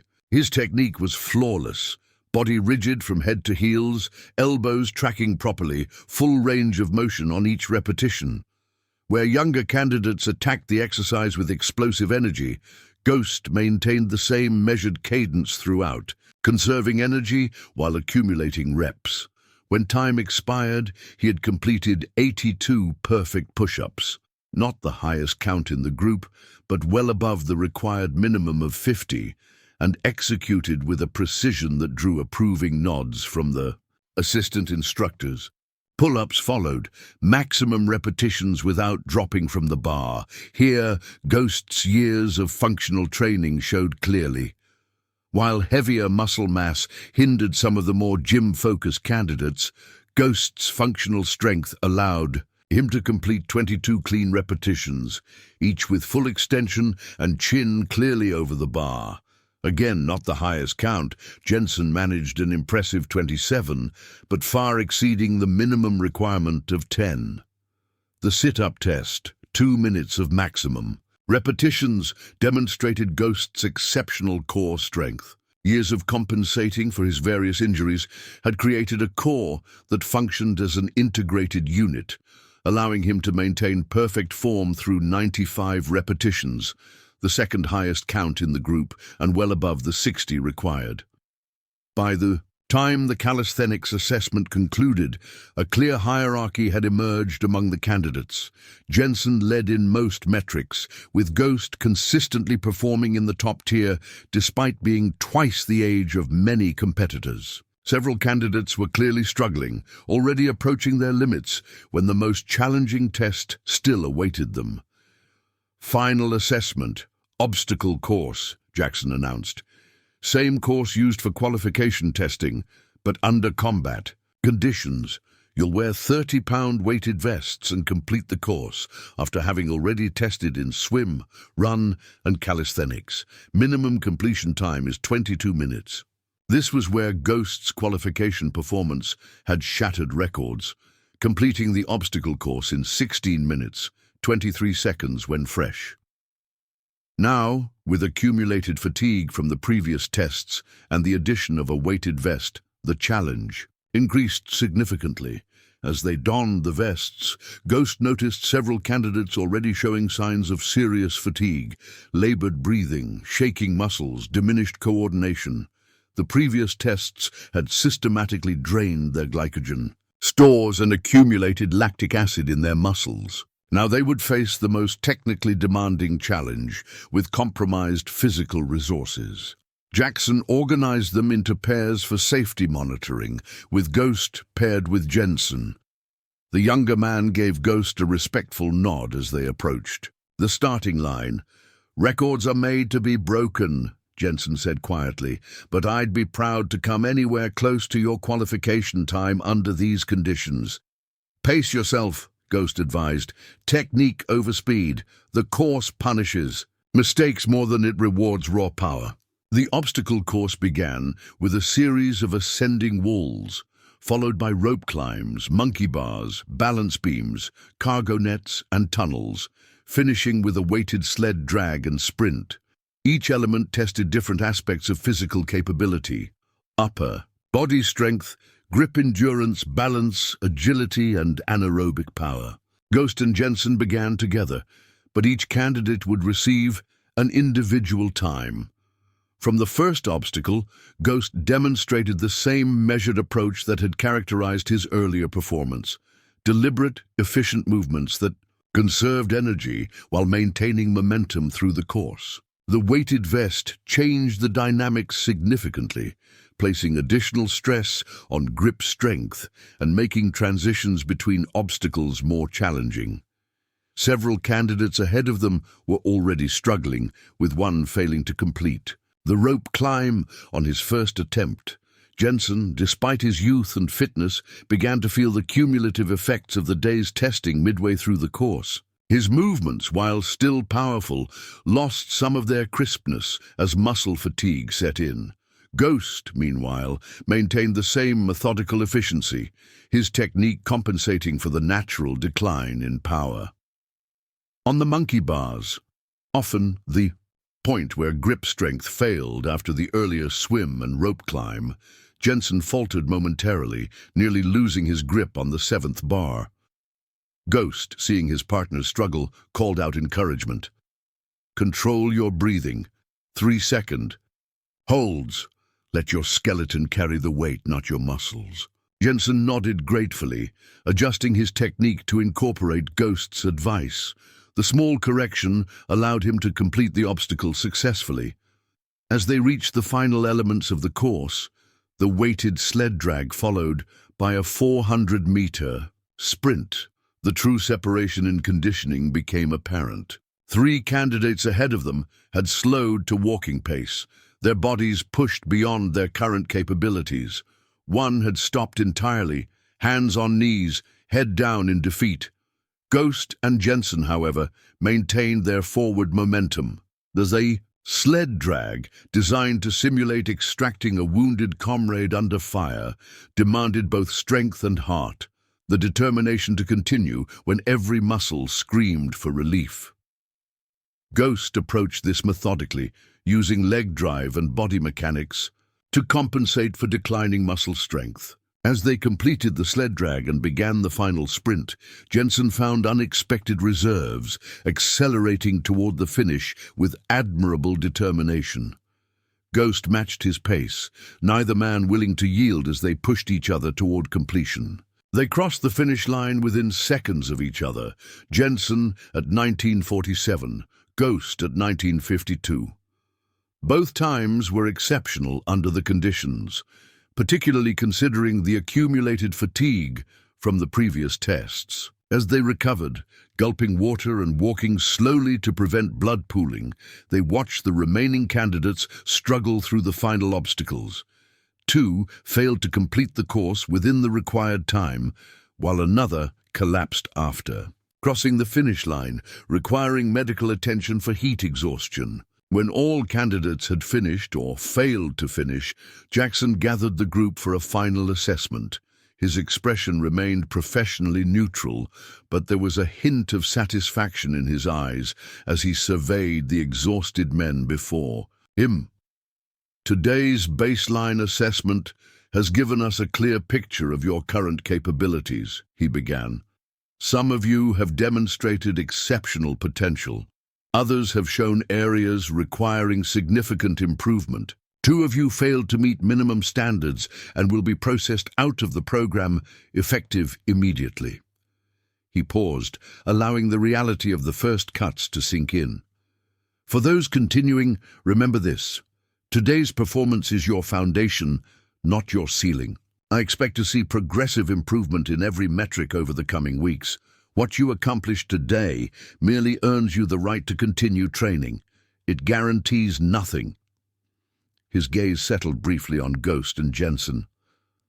Some of you have already demonstrated performance well beyond minimum requirements. The standards for you will adjust accordingly. Excellence is a moving target, gentlemen. With that, Jackson dismissed the group, instructing them to report for recovery protocols and nutritional guidance before tomorrow's training session. As the candidates dispersed, he approached Ghost directly. "A word, Reeves?" Ghost remained behind as others headed toward the base facilities, some moving with the stiffness of extreme fatigue, others still maintaining military bearing despite their exhaustion. When they were alone, Jackson spoke candidly. "Your performance today was exceptional by any standard. For someone your age, with your injury history, it borders on remarkable." "Thank you, Senior Chief. That wasn't a compliment, just an observation," Jackson replied, though his tone suggested otherwise. "I requested you for my training squad because I wanted to see firsthand if your qualification performance was repeatable or a one-time occurrence. You've answered that question definitively." Ghost remained at parade rest, waiting for Jackson to continue. "Captain Sullivan has taken a personal interest in your progress," Jackson said. "He believes your performance metrics could provide valuable data on age-related factors in special operations selection." "Lieutenant Commander Phillips mentioned something similar," Ghost acknowledged. Jackson nodded. "Phillips has his methods, I have mine. He tested your reaction to disrespect and prejudice. I'm more interested in your physical capabilities and leadership potential." He gestured toward the other candidates making their way back to base. "Several of them were watching you today, not competing against you but learning from you. Your technique on the obstacles, your pacing during the run and swim, they recognize expertise when they see it." Ghost hadn't noticed this, focused as he was on his own performance. "Tomorrow we begin actual training," Jackson continued.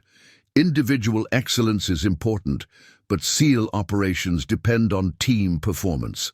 I'll be watching how you integrate with the younger candidates, whether you can both contribute to and benefit from the team dynamic." "Understood, Senior Chief." Jackson studied him for a moment longer. "Get some rest, Reeves. Tomorrow will make today look like a warm-up."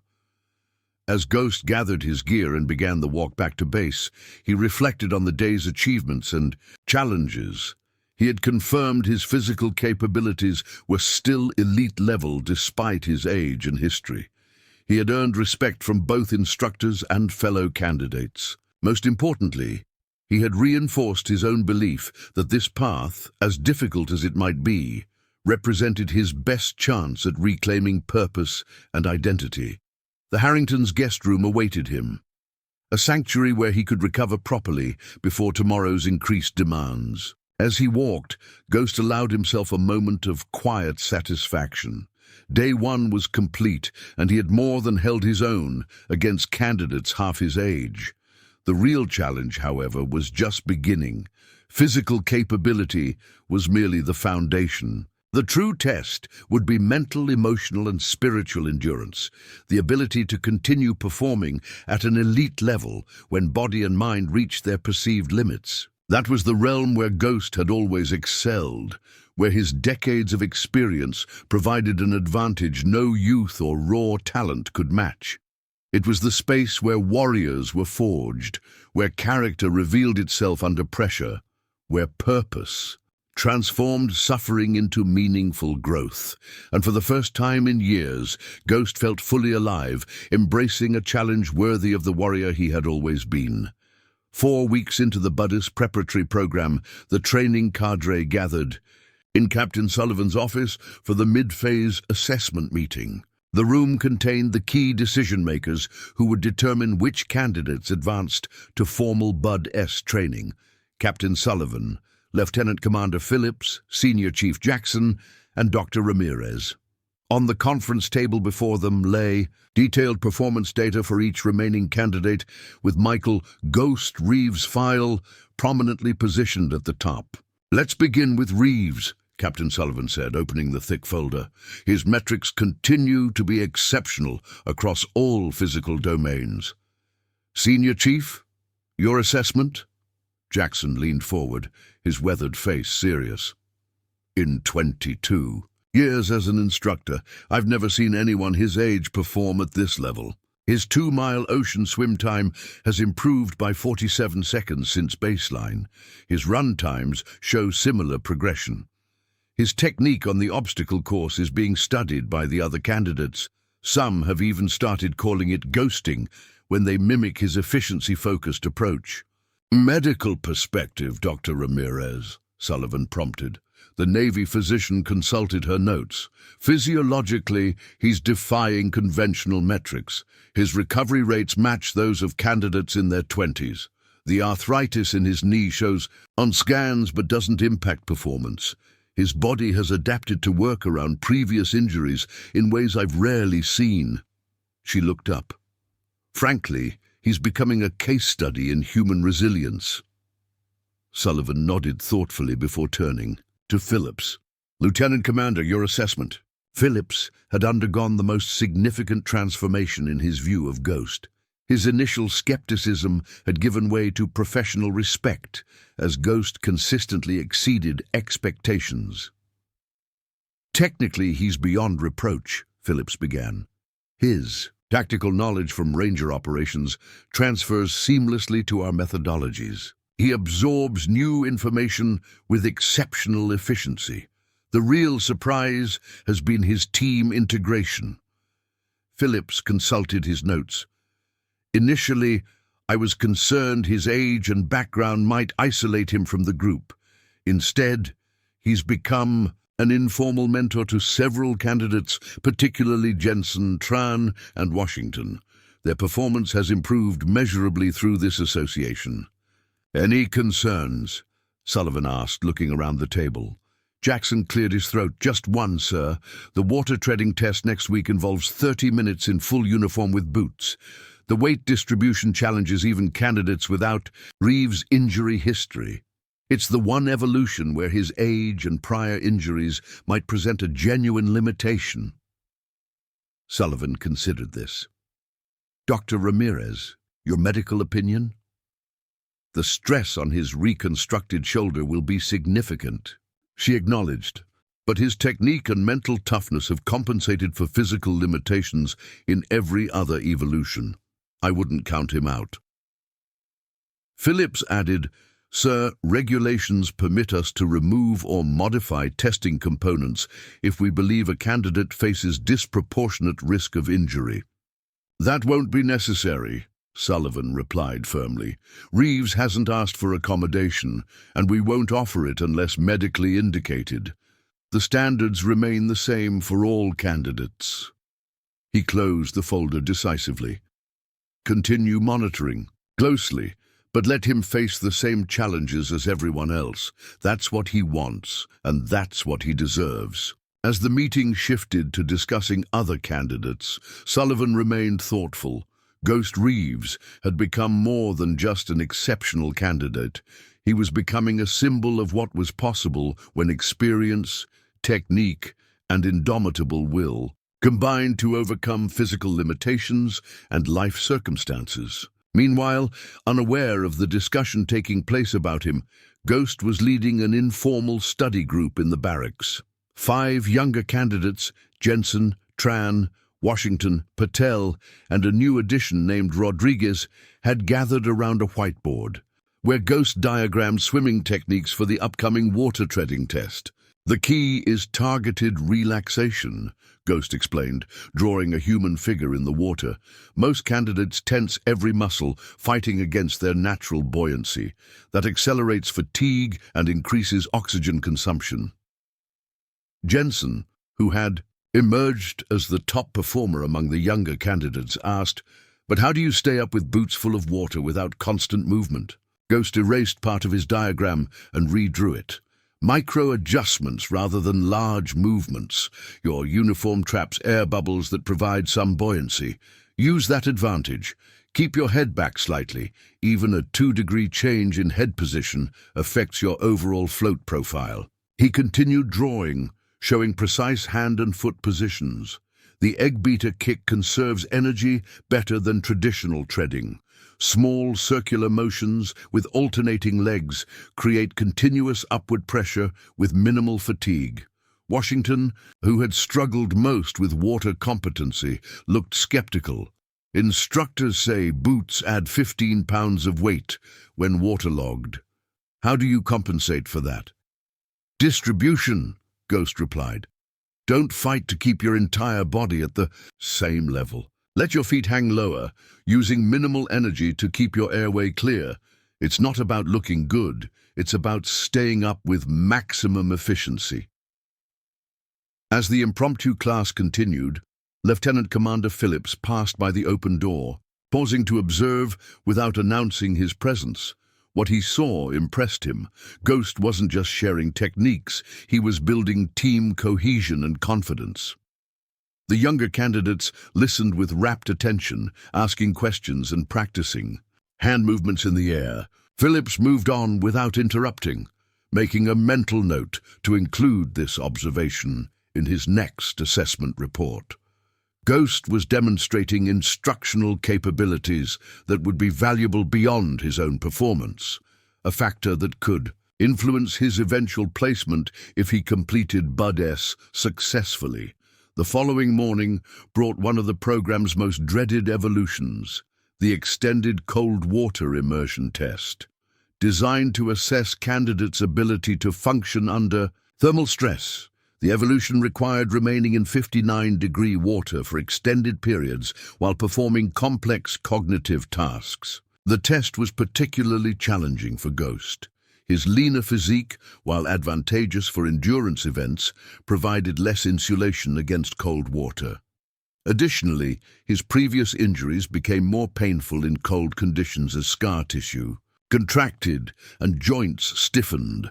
As the candidates entered the training pool in their uniform pants and t-shirts, Ghost focused on controlling his breathing, the first defense against cold shock. The initial immersion triggered the mammalian dive reflex in all candidates, causing involuntary gasping and elevated heart rates. Ghost had trained himself to counter this response through gradual exposure during his personal training, often swimming in the cold Pacific during pre-dawn hours. Senior Chief Jackson paced along the pool edge, observing each candidate's reaction to the cold. "This isn't about comfort, gentlemen," he announced. "It's about performance despite discomfort. Your brain will try to convince you that you need to get out. Your job is to convince it otherwise." Aye. The first phase required treading water for 15 minutes, while instructors asked random questions testing memory and cognitive function. Ghost established his efficient egg beater kick, maintaining position with minimal arm movement to conserve heat and energy.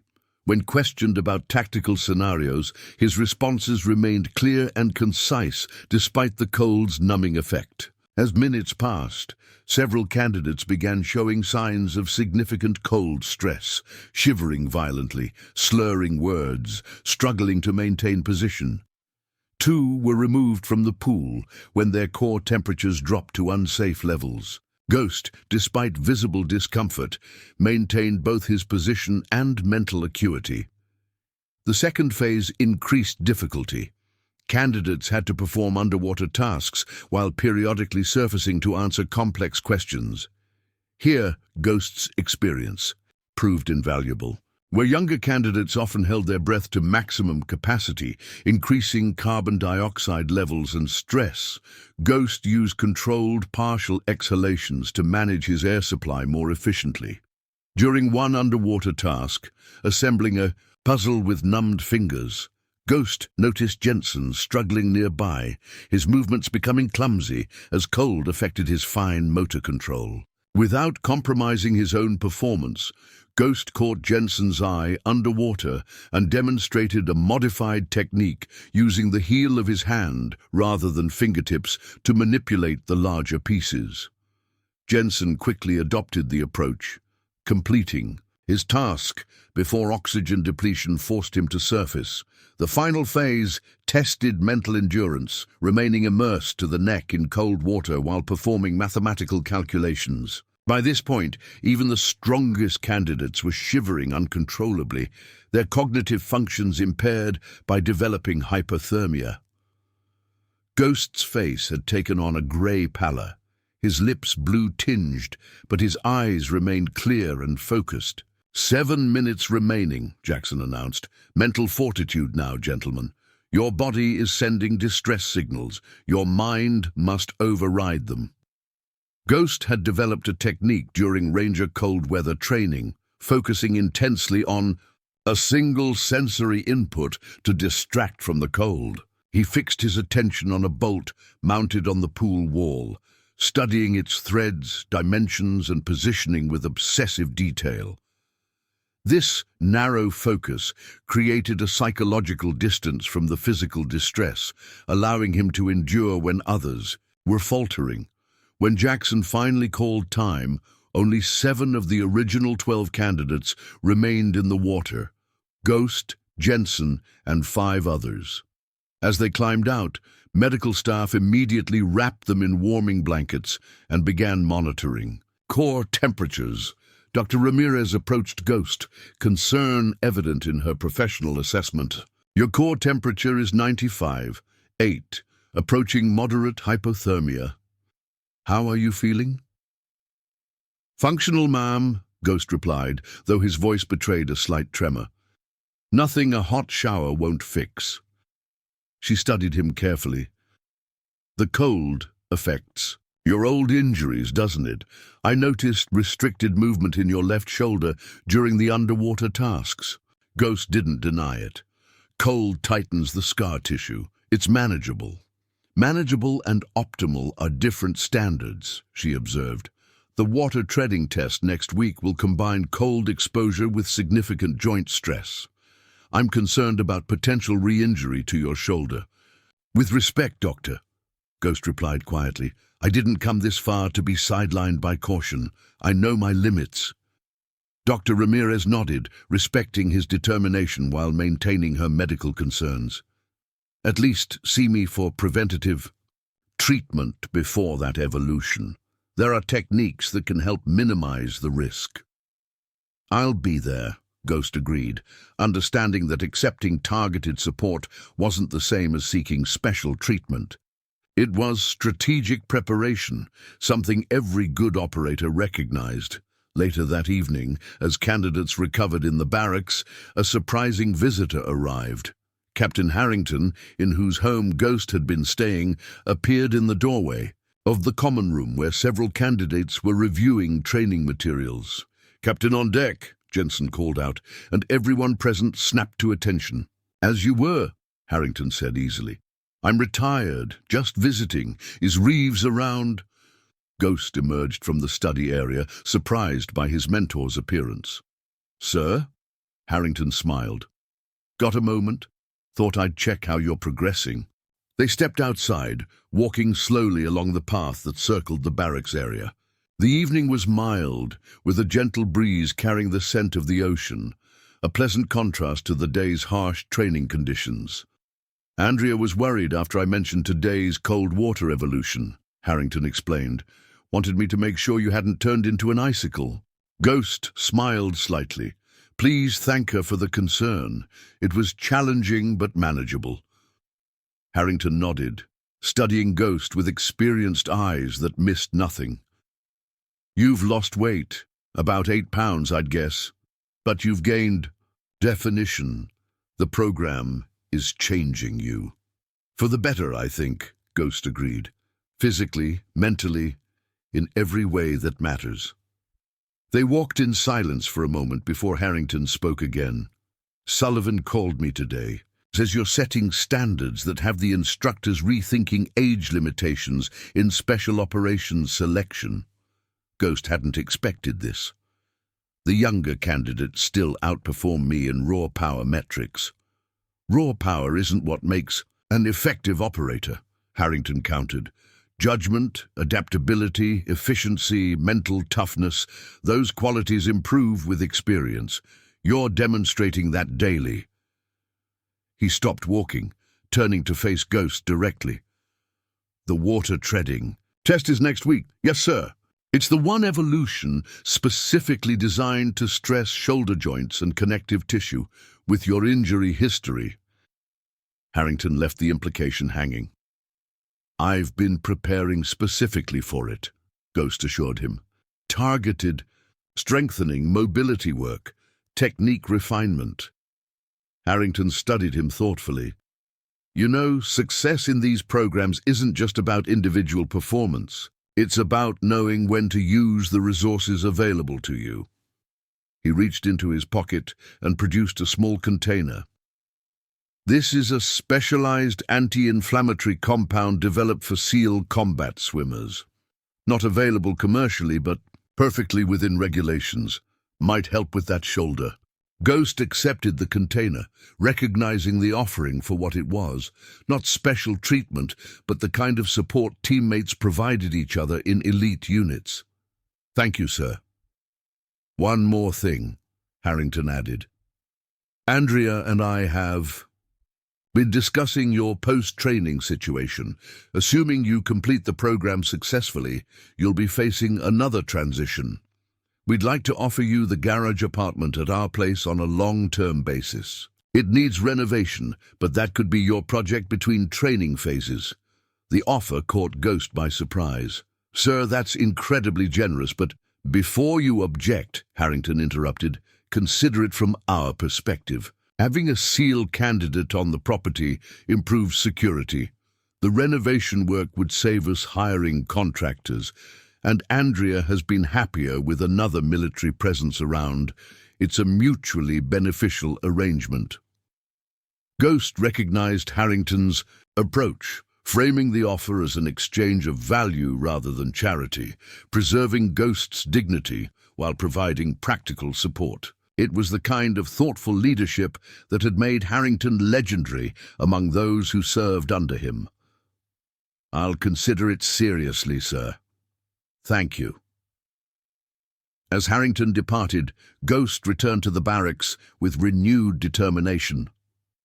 The coming water treading test represented his most significant physical challenge yet, but now he had additional resources to meet it, both the specialized compound and the psychological boost of knowing his support network was expanding rather than contracting.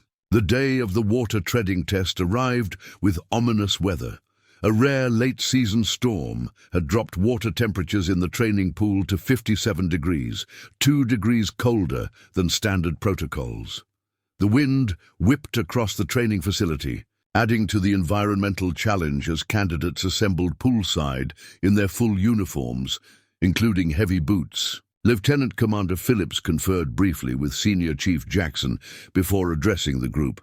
Due to the temperature drop, we've modified the protocol, 25 minutes instead of 30, with the same performance standards. Safety is a priority, but this is also an opportunity to demonstrate adaptability to changing conditions, a core SEAL attribute. Ghost stood with Jensen and Washington, the three having formed an informal team within the larger group.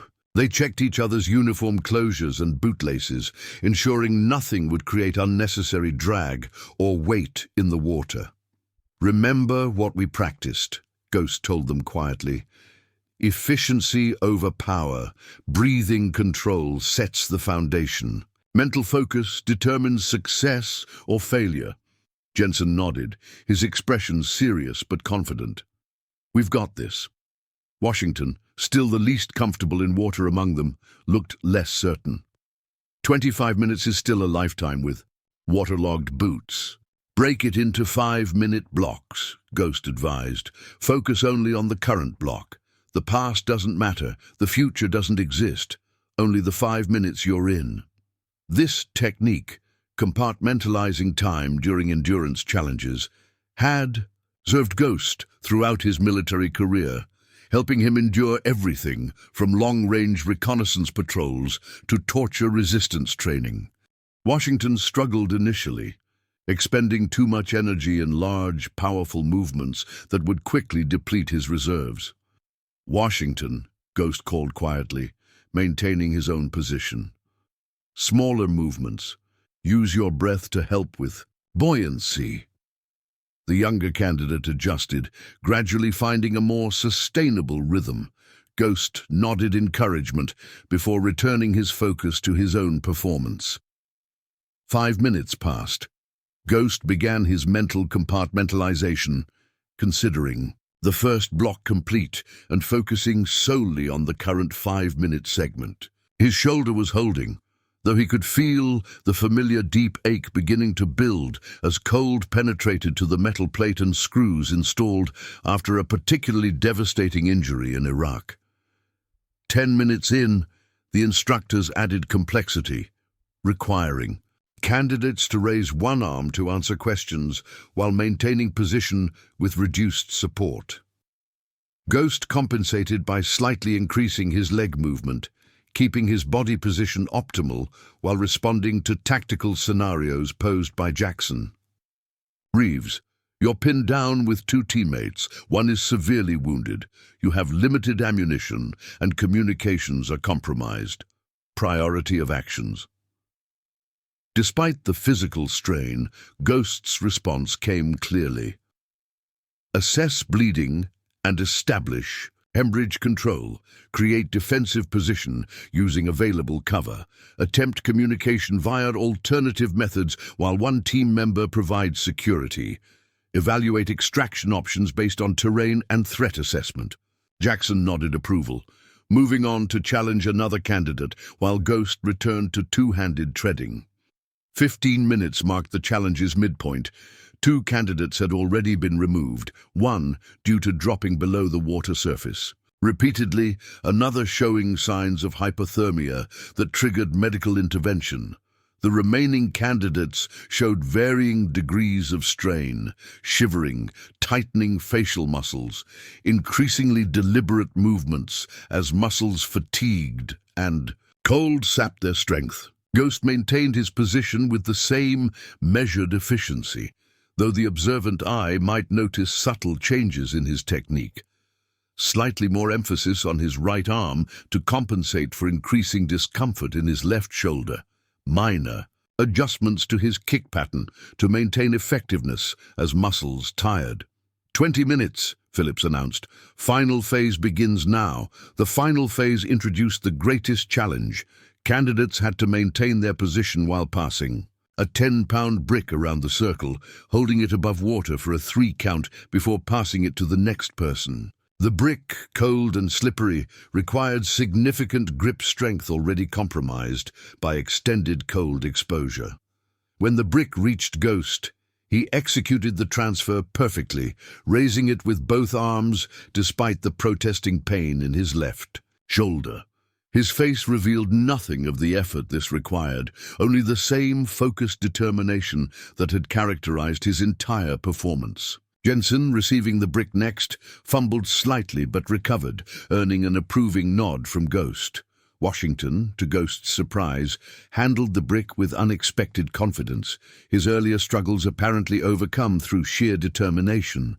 The brick made 2 complete circuits among the remaining candidates, each transfer becoming more challenging as fatigue and cold accumulated. When it returned to Ghost for the 3rd time, he felt something shift in his left shoulder. A warning. Sensation he recognized from previous injuries. The prudent response would be to signal distress, to exit before risking re-injury. Instead, Ghost adjusted his technique again, subtly shifting the load distribution to protect the vulnerable joint while maintaining his position and completing the required evolution. His Rangers training had taught him the difference between injury pain and performance pain, and how to adapt to the latter without surrendering to it. 25 minutes, Phillips finally called. Evolution complete. Exit the water in controlled fashion. As candidates pulled themselves from the pool, medical staff immediately began assessments, wrapping them in warming blankets and checking vital signs. Dr. Ramirez approached Ghost directly, having monitored his performance with professional concern. "Let me see that shoulder," she said without preamble. Ghost complied, removing his sodden shirt to reveal the extensive scarring around his left shoulder joint. Dr. Ramirez probed gently, noting his subtle winces despite his attempt to maintain a neutral expression. "No structural damage," she concluded, after a thorough examination. "But significant inflammation. You felt something shift during the final phase, didn't you?" Ghost nodded, knowing better than to dissemble with medical personnel. "Momentary instability. I adjusted, and it stabilized." "You should have signaled," she admonished, though her tone carried grudging respect. "The mission wasn't complete," Ghost replied simply. Dr. Ramirez shook her head slightly. "Ice, anti-inflammatories, and see me tomorrow for ultrasound assessment. No negotiations on this." "Yes, ma'am." As Ghost rejoined the other candidates for the post-evolution briefing, Senior Chief Jackson approached, his weathered face revealing nothing of his thoughts. "Your shoulder?" he asked quietly. "Functional, Senior Chief." Jackson studied him for a moment. "There's a difference between pushing through discomfort and ignoring warning signs, Reeves. One is courage, the other is foolishness. Know the difference." "Understood, Senior Chief." Jackson's expression softened marginally. "That said, your performance was exemplary, not just technique, but how you supported Washington when he struggled early on. That's the teammate-first mentality we look for." The briefing that followed was brief but significant. Lieutenant Commander Phillips addressed the remaining candidates with uncharacteristic emotion in his voice. "Today you faced conditions beyond standard parameters and performed admirably. Special operations isn't about functioning in ideal conditions. It's about adapting to whatever conditions you encounter and completing the mission regardless. Everyone who completed today's evolution demonstrated that capability." His gaze swept across the group, lingering momentarily on Ghost. "Some of you also demonstrated leadership under duress, supporting teammates while managing your own challenges. That quality, more than individual physical capability, defines what we look for in potential operators." Phillips consulted his clipboard before continuing. "With today's evolution complete, we've reached the program's midpoint assessment. Based on comprehensive performance metrics and instructor evaluations, we've determined that all remaining candidates have demonstrated sufficient progress to advance to the 2nd phase of preparation." A ripple of relief passed through the group. Advancing past midpoint assessment was a significant milestone, indicating the training cadre's confidence in their potential to complete not just the preparatory program, but BUD-ES itself. "Special recognition to candidates Jensen, Washington, and Reeves for exceptional performance today," Phillips added. "You've set standards others should aspire to match. Dismissed to medical monitoring and recovery protocols." Tomorrow's evolution begins at 0600. As the candidates dispersed, Ghost felt a deep satisfaction that transcended the physical discomfort of his taxed body. He had faced one of the program's most challenging evolutions, one specifically difficult given his injury history, and not merely survived, but excelled. More importantly, he had continued developing the team bonds that defined special operations units. Jensen and Washington weren't just fellow candidates anymore. They were becoming teammates in the truest sense, each contributing to the other's success while pursuing their own. The path ahead remained challenging.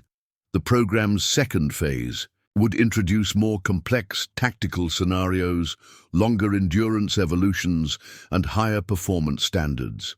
Yet Ghost faced these challenges not as a homeless veteran struggling to reclaim purpose, but as a candidate who had earned his place through demonstrated excellence and unwavering determination. That night, as he performed his recovery protocols at the Harrington residence, icing his shoulder, consuming protein-rich nutrition, performing targeted mobility work, Ghost reflected on how dramatically his life had changed in just 4 weeks. From sleeping under bridges to advancing in one of the military's most elite selection programs, from isolation to meaningful team integration, from hopelessness to renewed purpose. The transformation wasn't complete. The hardest challenges still lay ahead, but Ghost had rediscovered something essential.